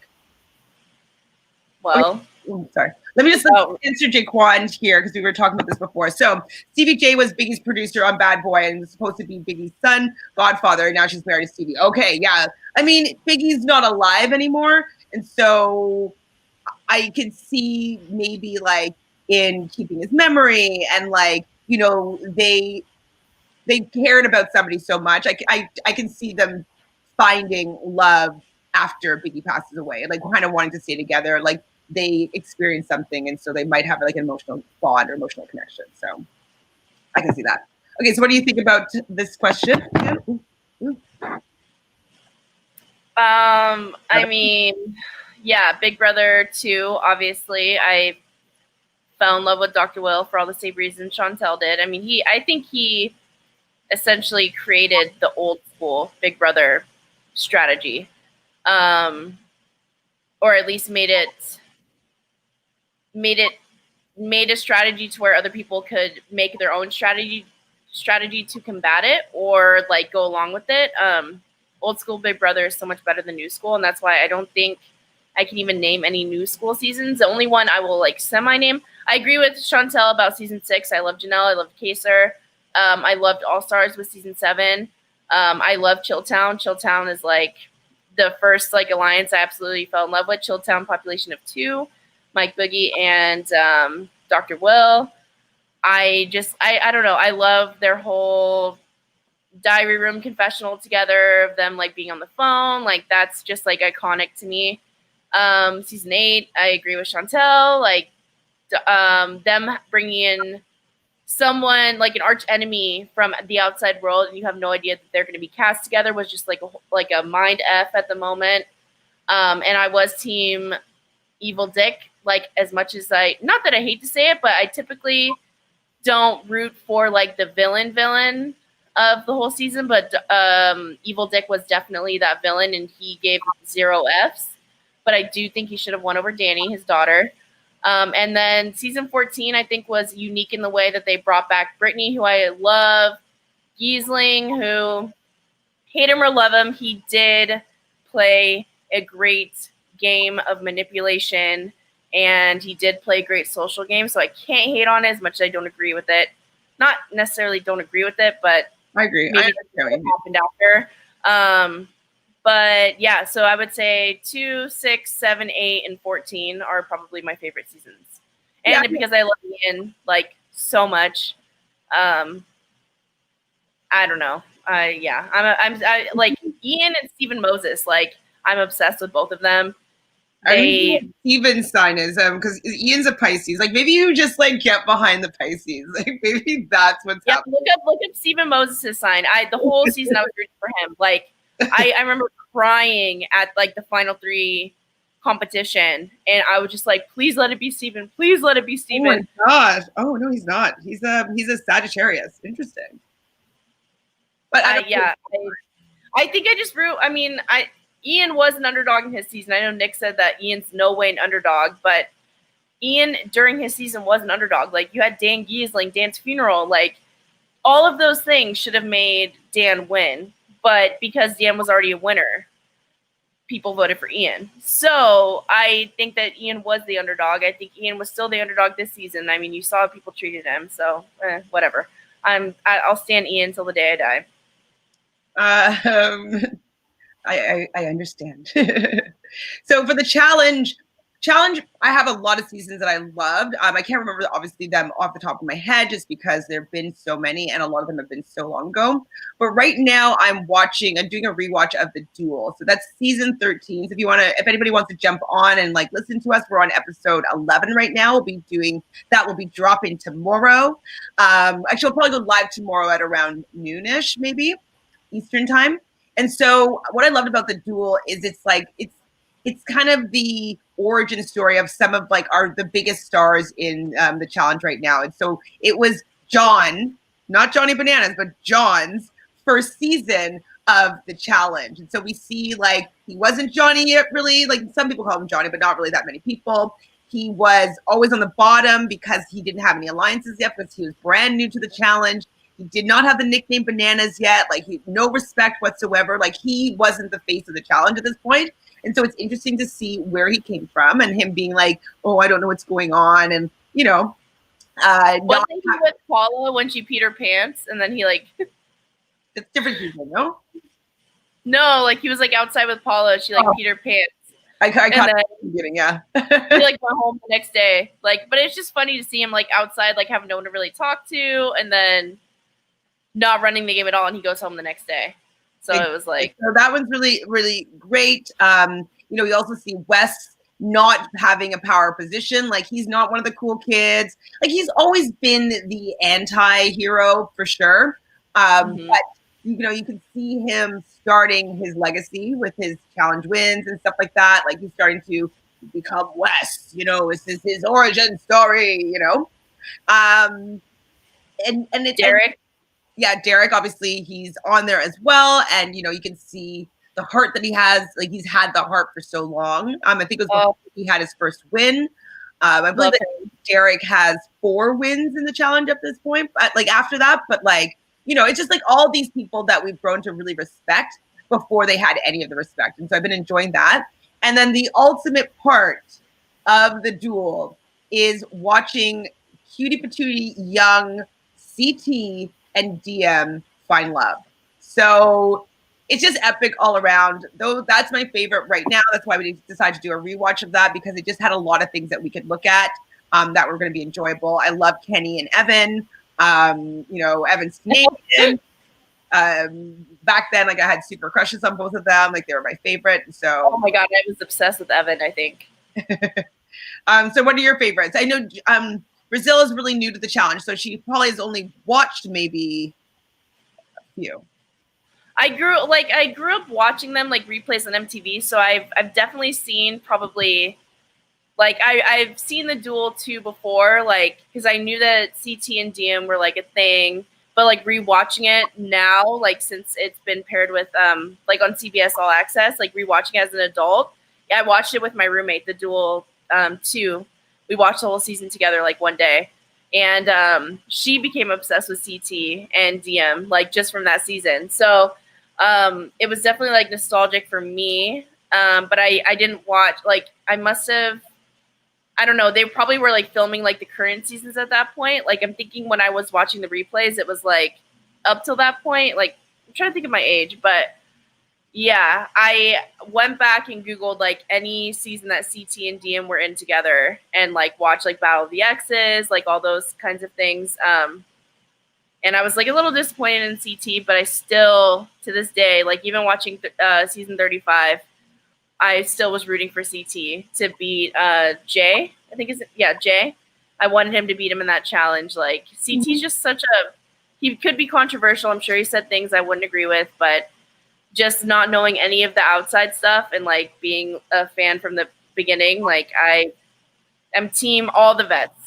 Me too. Except for Brad. I think I watched. There's a season with Brad that he comes back in the later years, and like with Brittany, he's like making out like all like I was like, okay, you are like no, you're not 18, you're not even 21. You're like 40 something. Like you can't be doing that. But he's like 38. But like chill. But I mean, like with like a wife and kids, or like ex-wife and kids, like it's just like it wasn't appropriate.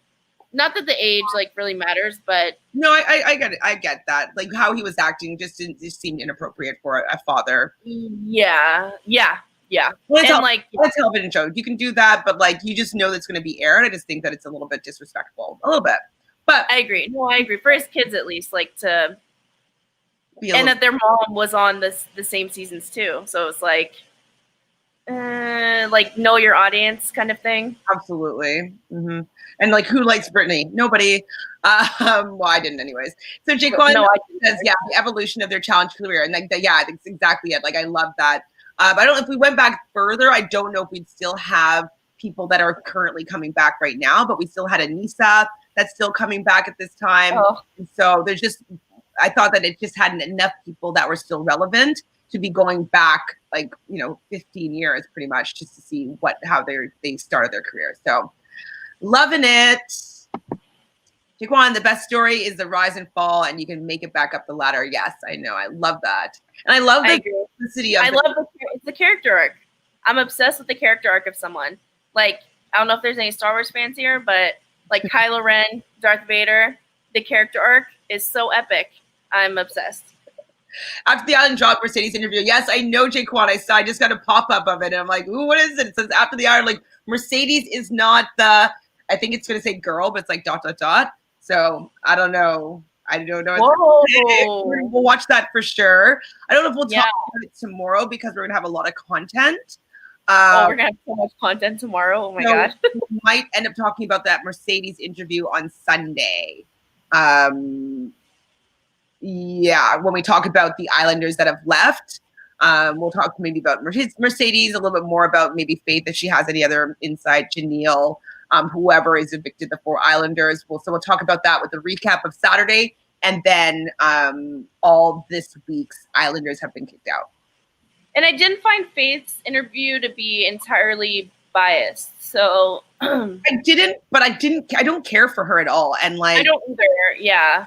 I did find it to be biased when she was talking about Calvin.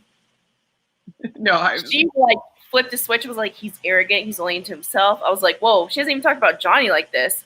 And she's supposed to be like a girl's girl. Like because like he said that she didn't like kissing her under the waterfall. That hurts. Anyway. Juven says, I'm rewatching the early seasons and most of them used to be a-holes. Now they've grown a lot. CT used to be mean and terrifying. Yes, I mean, on his season of The Real World Paris, he was always fighting and he was a troubled kid, basically. That was like, just a bit of a delinquent. You can date the seasons to the background music. It's a time capsule, absolutely. And they're like baggy jeans that they're wearing. The jeans are so ugly. Yeah, no, definitely we could see there's like a cultural difference of what is being accepted by how people are able to act on television. You know, they wouldn't get away with a lot of the things that were said back then. No. So as much as like, I just can't necessarily fault anybody just because of the fact that like there wasn't, that nobody's being measured. And I know that everybody should have their own character and like, you know, they should be held in high esteem and like, you know, should be good people. I get that. But also like if the standard is this and you fall within what is normal in the standard in the industry, like I think I understand why they got away with it and why it was being aired and they weren't being reprimanded.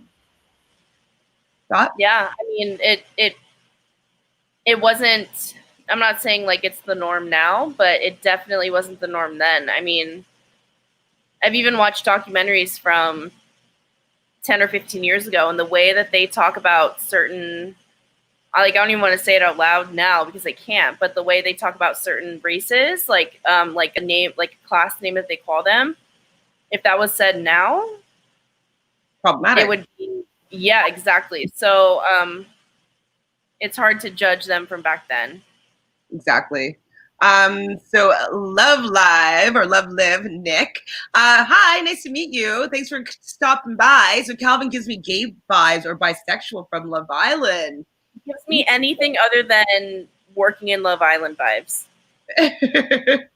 Well, Love Live. I've also felt that way about Connor. I've been feeling like Connor kind of gives me those same vibes. We'll see what happens with him and Moira if they have a chance to see if like there's a little bit of like energy towards her that is not like wishy-washy and like kind of feminine, you know? I don't know how to describe it, but I definitely see more of that in Connor. Calvin, I just don't really care for whatever. I don't think he gives a vibe. I think that's what it is. No vibe. I just get gross vibes. Not gross, but like, not for me. Like when he talks to the girls, he's just kind of like, hey, Ugh. hush. Like, let me try to kiss. Someone talk to me like that at a bar, I'd be like, nope, thank you, next. I'm just like, who are you? Get out of here. And Juven says, do you feel like season 2 is getting more viewers and attention than last season? Reality stars get more longevity in the spotlight in the UK than the USA. I really enjoy the celebrity versions of shows. For me, I think that season 2 of Love Island is definitely getting a lot of viewers. I feel like Big Brother 22 may have lost a lot of viewers because it hasn't really been an enjoyable watch. And so with the only really major content that CBS has, I think that they're like putting in all the promo and all the money into Love Island right now. And I think that they want to make it a hit. So I do feel that it's getting more attention. Do you agree? Yeah. And I just think it's like, I forget his name. Murad? Murad, yeah. He's right. Like there's so many different storylines going on at the same time. Love Island USA season 1, it was basically Zach and Elizabeth, and then like Kira and whoever her flavor of the week is, and like was, you know what I mean? There was like nothing really going on. Mm-hmm. And if there was other things going on, none of them were like, you knew they were like gonna flop. Like they were like a Calvin and Moira, or that, you know what I mean? There was nothing tangible other than like the couple that won. So this time around, there's like a few things going on, and they're able to be followed, and it's much more exciting. I definitely enjoy the celebrity versions of shows. I was sad that they kind of axed Celebrity Big Brother. I found it was a really cute, like 3 weeks, 4 weeks in the winter. I feel like they couldn't deal with it. Pardon? I feel like they just couldn't deal with it. What do you mean? Like the celebrities? Well, find other celebrities. There's celebrities that are fans. Like get Rihanna in there. I want Rihanna. Oh my god, she would win. Like it would be cool if they had like major stars in there, like in Big Brother. Or like LeBron James's son. Who? LeBron James, his son is like a fan. I didn't know he was a fan, but like. Oh yeah, remember Bailey and Bailey was like, yeah, like LeBron James' son contacted Swaggy as soon as he was evicted. And then they were like, it was the same conversation they were talking about Rihanna. And then David's like, I didn't register that part, but that it was. Yeah. I heard him say something. Same convo. Yeah, I heard him say something about LeBron James. But I didn't hear son. So I thought LeBron James contacted Swaggy, but I didn't know. Like I didn't hear the whole thing properly.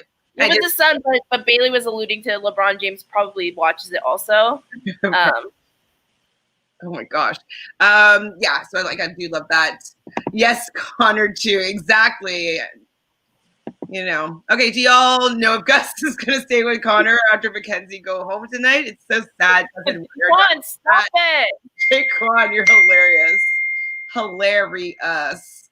You did have more airtime than Pat. Like I forgot that Pat's even in it. So like the one person that I don't have like silence is messaging me right now, and it's like so random. Cuban, yes, early season of Big Brother shocked me at some of the open racism, sexism, hearing Howie openly comment on women's breasts and the woman had to laugh it off or enjoyed it, shows progress and tolerance. Absolutely. And Howie is still one of Janie's best friends. And so, you know, back then, a lot of things were allowed to be said. I don't know if the girl, maybe like April might have been uncomfortable by Howie, but I don't think I would have been uncomfortable by Howie saying stuff like that. You know, even Kaser's FBI hat was originally Howie's, and that was standing for female body inspector. And so, you know, it definitely was a little bit lighter. And Janie was also saying in this house, like, oh my God, everybody just takes everything so seriously and just so take offense to everything. And I do feel that there needs to be sensitivity about what other people believe and stuff like that. But I also think that like, okay, like we don't need to be that cautious sometimes in this game. So I don't know. Like the game that Kaser and Janelle wanted to play season 22, that everybody's like, no, we don't want to do that. We don't want to like draw the line in the sand. We want to have like a nice house where everybody's happy. But then we have Christmas being like a really shitty person, and this is okay. You know what I mean? Like you're okay with like being shitty to the two black women in the house. Anyways, I can go on and on and on about that. So can you probably. Do you have any thoughts, comments? I mean, it's again, same with the challenge. It's a different time. It's hard to judge. Like those things back then weren't seen as like PC. As much as like now I go back and like look, and I'm like, if I like rewatch the season, I'm like mortified at like some of the things that are happening. I can't hate on them now for what happened back then. Because if they like, I look at Janelle's game and like, it's not like she was anti like Bailey and Day. It's not like she was anti Kevin. Like, it's not like she was anti David. Like, she wasn't anti any person of color. It's just, but back then too, like you have to look at who they were casting. Like there was like what Danielle Reyes and who else? Marcellus, but I feel like they cast like Marcellus' personality is like so. Like, you know, like out there, it's like they were almost casting it to be a problem back then, at least. Or not to be a problem, but it's just different time. You can't really equate it to now. If it was happening now, obviously it would not be tolerated. I'm not saying I'm forgiving it, but I can look past it because at that point in time, what can you do? I mean. Yeah, so Love says, what's your thoughts on Sully and Johnny? Should she have forgiven him? In the context of this show, I would say yes. I think she wanted to forgive him because she wants to have a relationship with him. And so I think that because that's the outcome she would prefer to have, I support her forgiving him. I don't know if he deserves her forgiveness because we can't really tell how far he went, 100% what his intentions are, whether or not, you know, everything's a big ruse. But for the fact that Sally, I think his feelings for him are true and that she wants to continue pursuing a relationship with him, from what he's given her back and what she knows, I think she made the right decision for herself. And I can stand behind her wanting to forgive him, because in the context of this television show, and maybe even looking at the whole Casa Amor as being a game. I think I've said this before a little bit, but I think that Sally and Johnny are going to have an issue outside of the villa if she does watch everything back. But I think in the moment right now, she doesn't really have a choice but to forgive him. Not saying she's forced to forgive him, but if I were in her situation, I would forgive him. It's not like he waited and she heard it from other people. He did tell her up front, not that he told her everything or the gravity of like what had happened there, but he was upfront about it as far as she knows. So of course, I don't blame her for forgiving him. I think they're going to have issues afterwards, for sure. Nick kind of biased, but Johnny / Sally is still the best couple, and she should have forgiven him, but he could have done more. They're not still the best couple. They're not. Justine and Caleb moved in on that power couple spot. Who already wants to fight me today, but if I say anything against it, she might actually. I don't want to fight you. I just truly believe, and I've been believing that since Casa Amor, I think Justine and Caleb are the power couple now. Okay, I can agree with why you would say this, and I'm just gonna say it again. I just feel I'm more interested in like the connection that I see with Sally and Johnny, even though Johnny has done some bad things and that maybe their relationship was tested. You know, I get all that, and that Caleb and Justine have just been growing and getting so like we love them together. We like seeing them grow as a couple. I just will say it again. I don't know if somebody came in as hard as Mercedes, if Caleb would be like, no. Like, I don't know. I just don't know if he would push her away. And okay, and lastly, is just that I still don't fully see that vibe. I think that they might be building a really great foundation. It could be the slow burn that you're suggesting, but I don't know if I see like the couple vibe. Like, I don't see that from them yet. Not saying that it won't happen. Remember, we're saying like hoping we'll get the "I told you so," so that like I eat my words. But I just don't see that yet, and I still see the connection between Johnny and Sally, regardless of the fact that he did something wrong. You being Aquarius, you seeing how like I'm only thinking this because of what I saw Faith say. Faith said they were all kind of like, whoa, every time they talked to Caleb, they were drawn to him like through his intelligence and whatever. Do you think that the only reason why Mercedes was like that to Johnny and no one else was like that to Caleb is because Caleb kind of seemed closed off and not welcoming to that kind of thing, and Johnny was kind of more open and like you can tell that like you can make that move with Johnny and he will reciprocate, whereas Caleb is more like mysterious, like laid back, intelligent. That's like the one thing that everyone kept saying. I feel like no one would try to make that move with Caleb in fear of looking stupid, and I feel like they could make that move, or they thought they could make that move with Johnny because they didn't feel that same. I get that. Like having like it being closed off. I do feel that Johnny leads with sexuality more than Caleb does. So I can see that maybe, you know, Caleb leads more with intelligence. Absolutely. It doesn't necessarily come across as somebody that would respond to somebody coming onto him that way. And so I don't know specifically if that kind of shield the barrier that he put up was just his natural vibe, or if he was doing that because he was feeling that he didn't want to give off single vibes because of Justine. So I don't know which reason why he wasn't the person that people wanted to pounce on. But Johnny does give off in general a little more of a sexual vibe. And he definitely didn't have the "I'm closed off, I have a girlfriend" until he decided to shut it off with Mackenzie. And then we did see that barrier. So I do hear you for sure. Nick says, Justine and Caleb, LOL, he didn't cheat. Cheating is a hard thing to say because it's in the context of the game. Kinda. Kikon says, LOL, they're talking to each other.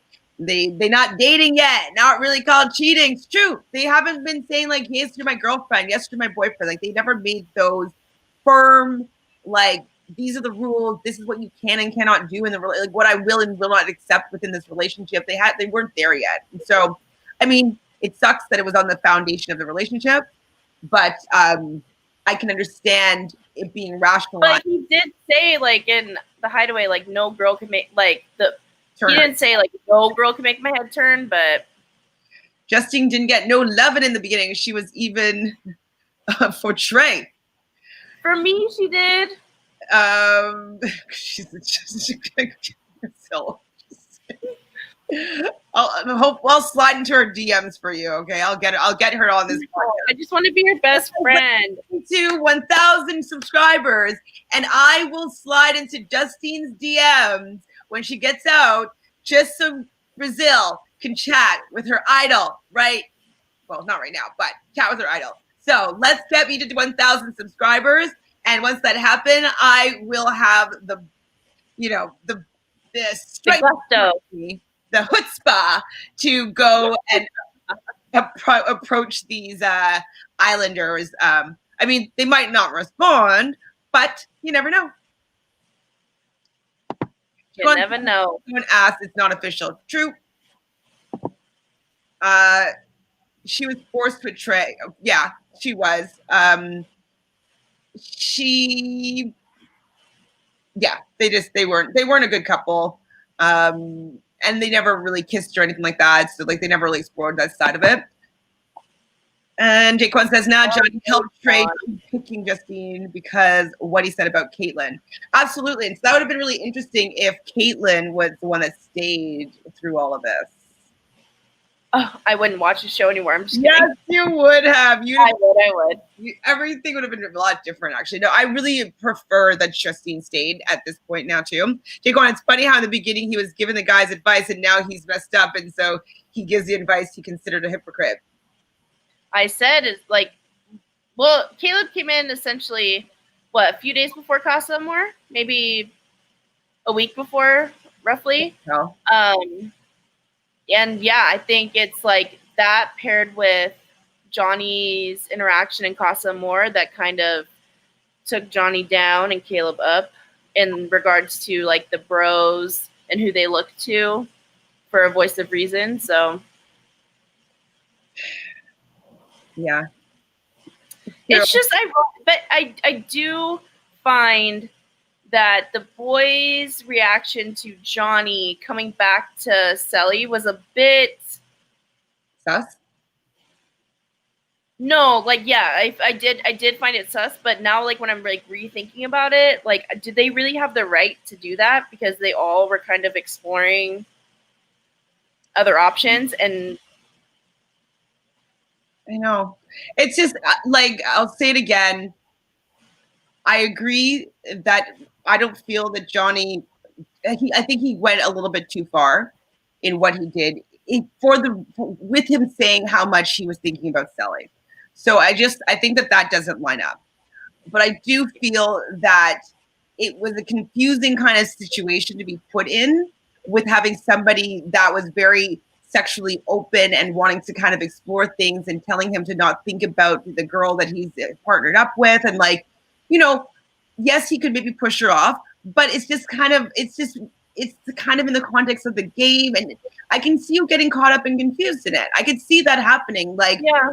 I've definitely been like, they're drinking, they're having fun. Like it's a bachelor party kind of vibes. He's not in a permanent relationship. He does have this girl that he's been liking, but he's thinking that maybe she's flirting around with the people too. And so I can see getting carried away. I know it's too much. I wouldn't have done it myself, but I can see why it could have happened. And I wish it didn't, but I don't fully fault him for being not being able to have self-control in that situation. I don't fully fault him. I don't either. And I think we even hypothesized that was going to happen. Like he would go in and kiss someone, regret it, and go back to Selly. I think if we didn't hear any exit interviews, we would not even be entertaining this conversation. I think it's just time after time people saying things about him. At least for me, that's what's making me kind of be like, like, is it like, you know, like whatever the producer showed, was that actually the case, or was there more? So yeah, but just watching the episodes, not watching anything else, I definitely was giving him the benefit of the doubt, and I still am. I mean, I do hope that they break up. I hope that they work through it. I think they're very cute together. I think they have this like very tangible connection. It's apparent through the television screen, which is hard to portray. I mean, even The Bachelor, Bachelorette, I watch it. 90% of it is cringy for me. And then I have that 10% of like one or two people that I'm like really into. I really want them to go far. So for that to portray through the screen to me is a big thing. And I only feel that with Johnny and Sally and Justine and Caleb. So I totally agree with you, Brazil. Nick says, haha, Carrington's facial expression was hilarious when Johnny was giving the scene. Yeah, I think it's because he was laughing. I think Carrington just was like, oh, I know what Johnny did. He wasn't thinking about Sally all the time. But he's a boy. 22. He started to laugh. LOL, says Jaquan, he can teach you a lot by not doing the wrong thing. He can teach you a lot by not doing the wrong thing. Who can? Hold on. Johnny. Johnny can teach you a lot by not doing the wrong thing? He could, but that's not what happened. The rapper The Game had a TV show trying to find love. One of the girls who didn't pick claimed that he touched her, and now he has to pay her $7 million. I remember that a little bit. And so that's another thing that I feel a little bit with what's going on with some of these exit interviews. It seems like the women, Janelle, Faith, and Mercedes, it's kind of like they made a narrative that, I don't know, that Johnny's bad. Predator? That Johnny was a predator, absolutely. Yeah. And I'm just... I know. There's part of it that seems disingenuous to me because and that's where I'm torn. Exactly. So I hope that people are not trying to be opportunists and trying to Johnny also has the most amount of followers out of any of the guys that are in that house. If the producers are hoping to push a music career between him and Sally, I don't know there's a lot of potential for success after the villa, and I feel like Johnny and Sally are the two that have the most outside of the villa success in their maybe careers or how they might be sponsorship or whatever it is. And so absolutely, I wouldn't be surprised if Miss Mackenzie is a little bit of a clout chaser there. Once they see ooh, I can go down this avenue, I can Mercedes. Pardon? Mercedes. Oh, fuck. Mackenzie, Mercedes. No, I just want to make sure we were on the same page. Yeah, sure. Mackenzie's a cloud chaser too, so I want to make sure. Yeah, no, I agree.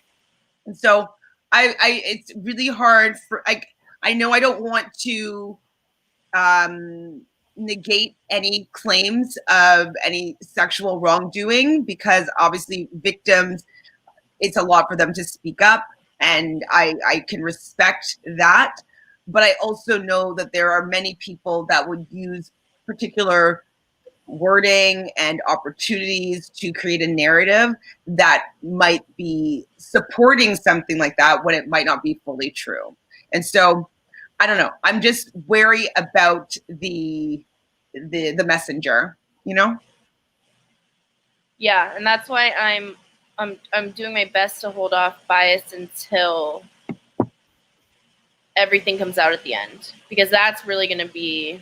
Yeah, I need to see after the season what his exit... Which is unfortunate, because we have to make these decisions before we know this, right? Mm-hmm. So... Well, but that's what I'm saying. She shouldn't be able to talk until after the whole season's done. You know what I mean? I feel like she should maybe... Right, and that's why I was a bit surprised at Faith's interview, and she was allowed to say kind of how long she was in quarantine. She was allowed to say that,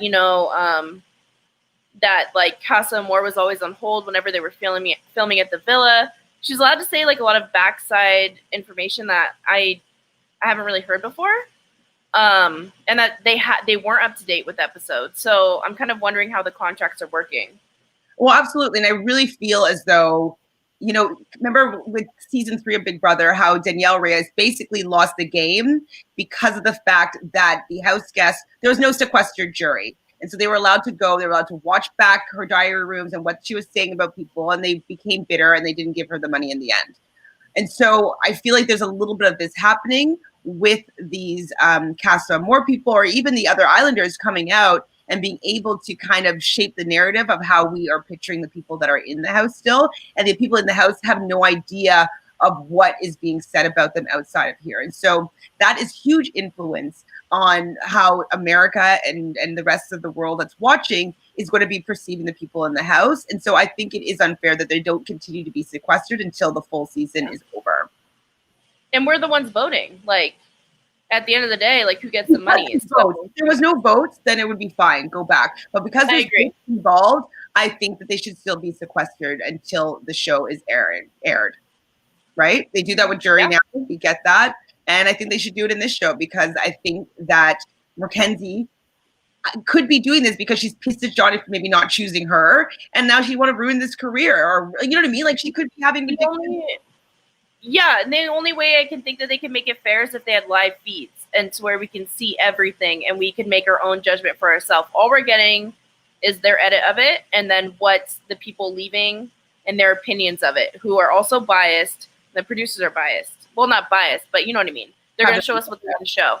Mm-hmm. So I think that I'm a little hesitant about voting for Johnny. I mean, you know me. I was like, so team them until Justine and Caleb started kind of leveling up, and I can't help myself. Like, I can't not vote for them at the end as of right now. I hear you. At this moment in time. But I agree with you. I think it's not fair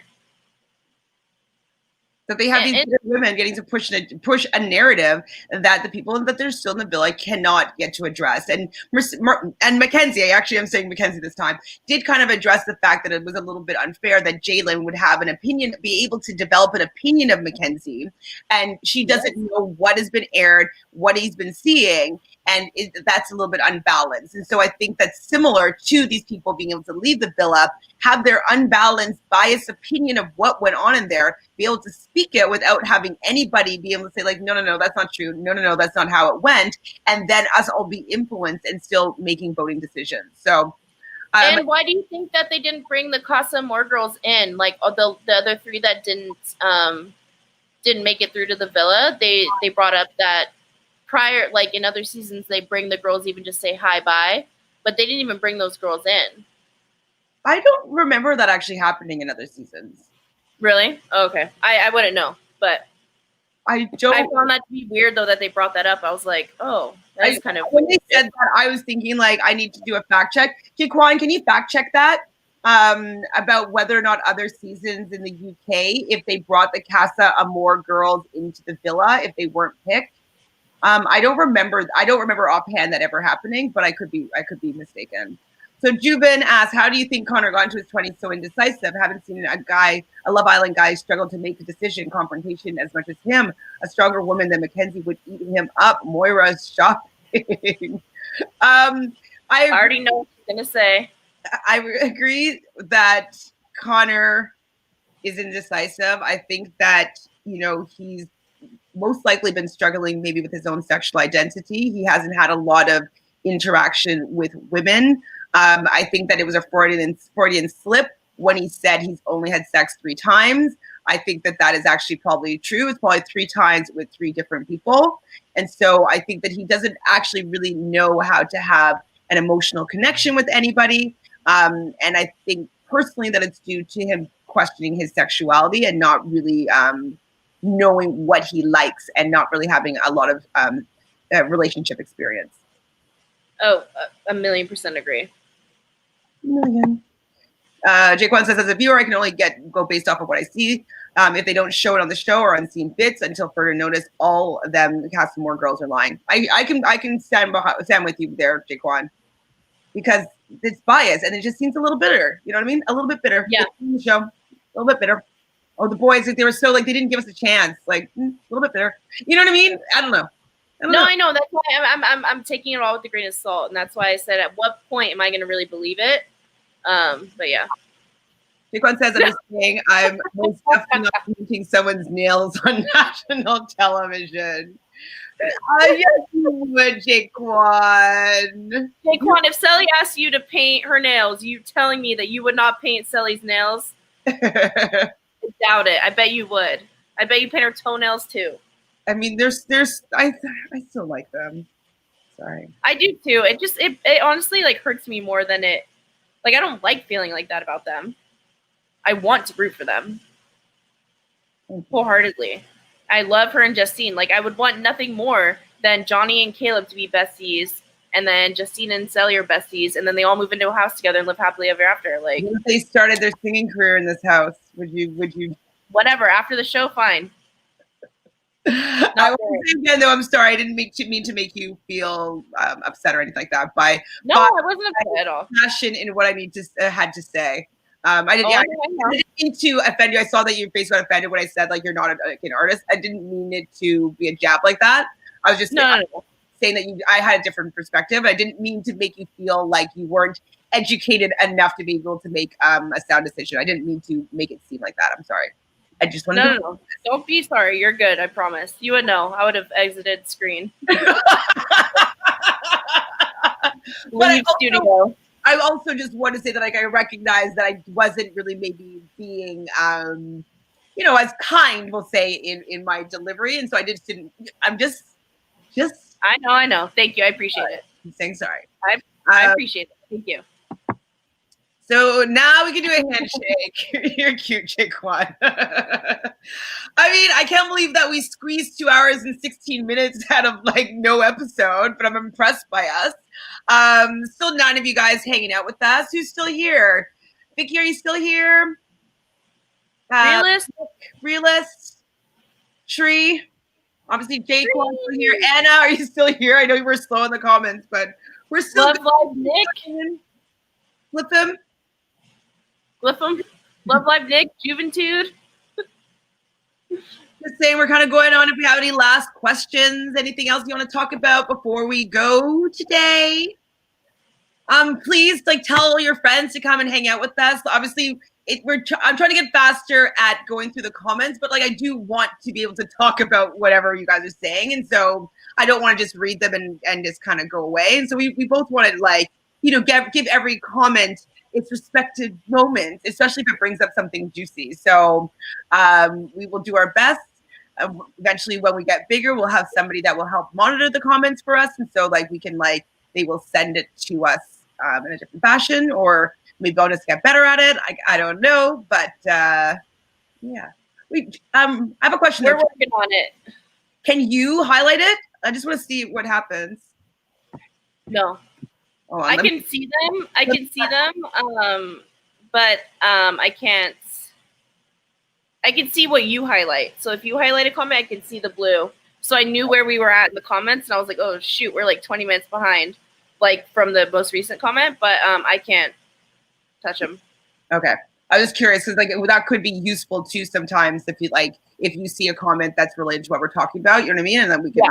I don't. But if that can't be a ting, they can't be a ting. Okay. Where are we now?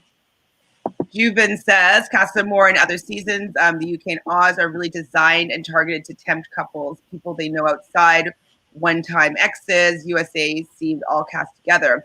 UK and Oz cast secluded, mostly. Season 3 should do it, I guess, maybe? Yeah. Yeah. I agree. Definitely. It is supposed to tempt the couples.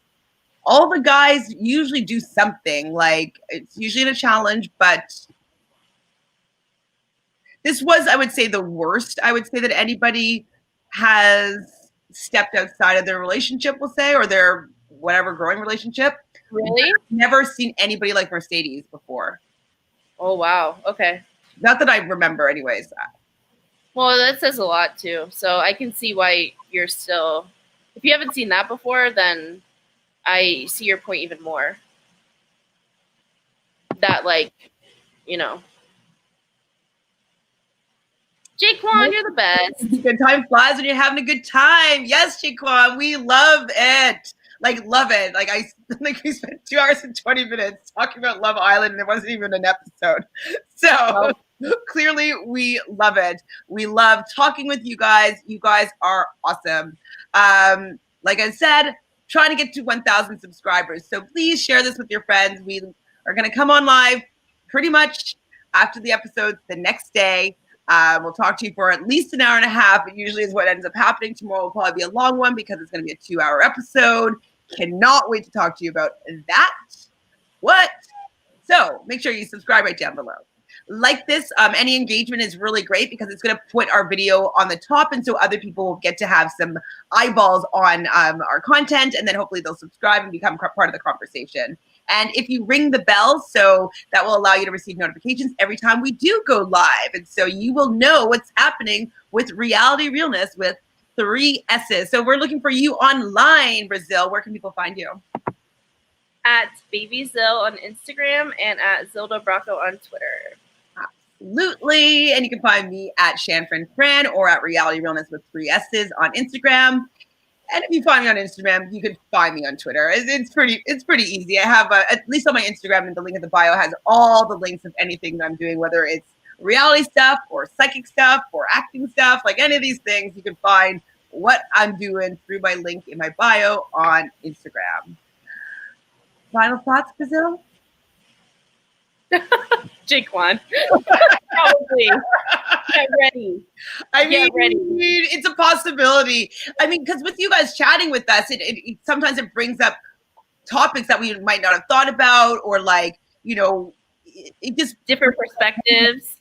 So definitely, if there's a lot of people, like there usually is, all of our favorites chatting with us, it definitely could be 4 hours tomorrow. Legit. When I did the Love Island recap for Rob Has a Podcast a couple of days ago. Granted, we were doing 3 episodes, so we did the Sunday, the Monday, and the Tuesday episode recap. But we were, I think, 2 hours and 45 minutes. We were long. But it's just, I love the content of it. I really do. I'm enjoying it. And so also, guys, if you can start thinking what you want us to cover after, is it The Masked Singer? Is that what it is? Or are you going to wait for the I watched Dancing with the Stars last night. I haven't watched it yet. How was it? Okay. Did you watch So You Think You Can Dance? Recap. My problem is, this is my first season watching, but they had Neve from Catfish, I'm obsessed with. I love him. I love Monica from Cheer on Netflix. So I was I love Nelly. So I saw all these people. I hate Carol Baskin, but I'll watch her. Of course, he saved her for last. It was actually good. It was Tyra Banks is the host. How can you not love it? But I've been watching all the last 20 whatever seasons, and it hasn't been her. So that's controversial. I don't know if I can get behind it yet, but we'll see. Oh, okay. See, it's the first one I've watched, but so I'm used to So You Think You Can Dance. So jazz, and then someone does foxtrot, and then they do all different types of dance. But this first episode, it might be normal. They all did foxtrot. They all did salsa. They all did cha-cha. And 3 of them did the same thing. So I was kind of bored a little bit in that sense. But the only question is it something that's interesting enough to cover? That's my problem. I think it would be hard because we're talking about this, they all kind of did the same type of dance. And they all got close to the same scores. So depending on the percentage on whether or not you think people would be interested in us talking about the episode. I was trying to think if I would have enough to talk about, but I don't know enough about dance. So I studied dance from I was 4, and I competed in ballet. And a girl that I used to dance with was the runner-up on So You Think You Can Dance Canada season 1. And so I was like, oh my God, if I continued my dance career, I could have been on So You Think You Can Dance. So I do have a background. I think we could So You Think You Can Dance, but not for this. Because, too, I could tell when a group was going to get, above a 6. Or below a 6. Bye. Yeah, but no. Because, I could tell if something was good or bad. And, it was, I don't know. No. Was the costume interesting? Was there dynamic when they're rehearsing? Was there any drama there? you know, it was so short clips that the storyline of like each of the people competing with their fit for their family or whatnot. Like, was there content that was okay? I'll watch it and I'll take notes and I'll see if I feel like talking about it. Is it on twice a week or once a week? I have no idea. I just watched the first episode last night, so I think I'm not sure. Okay. Did someone go home? Oh no. So someone's probably okay. I'll look it up. Okay, we did it. We did it. 2 hours, 24 minutes, and 28 seconds. We are bouncing. Bye, guys.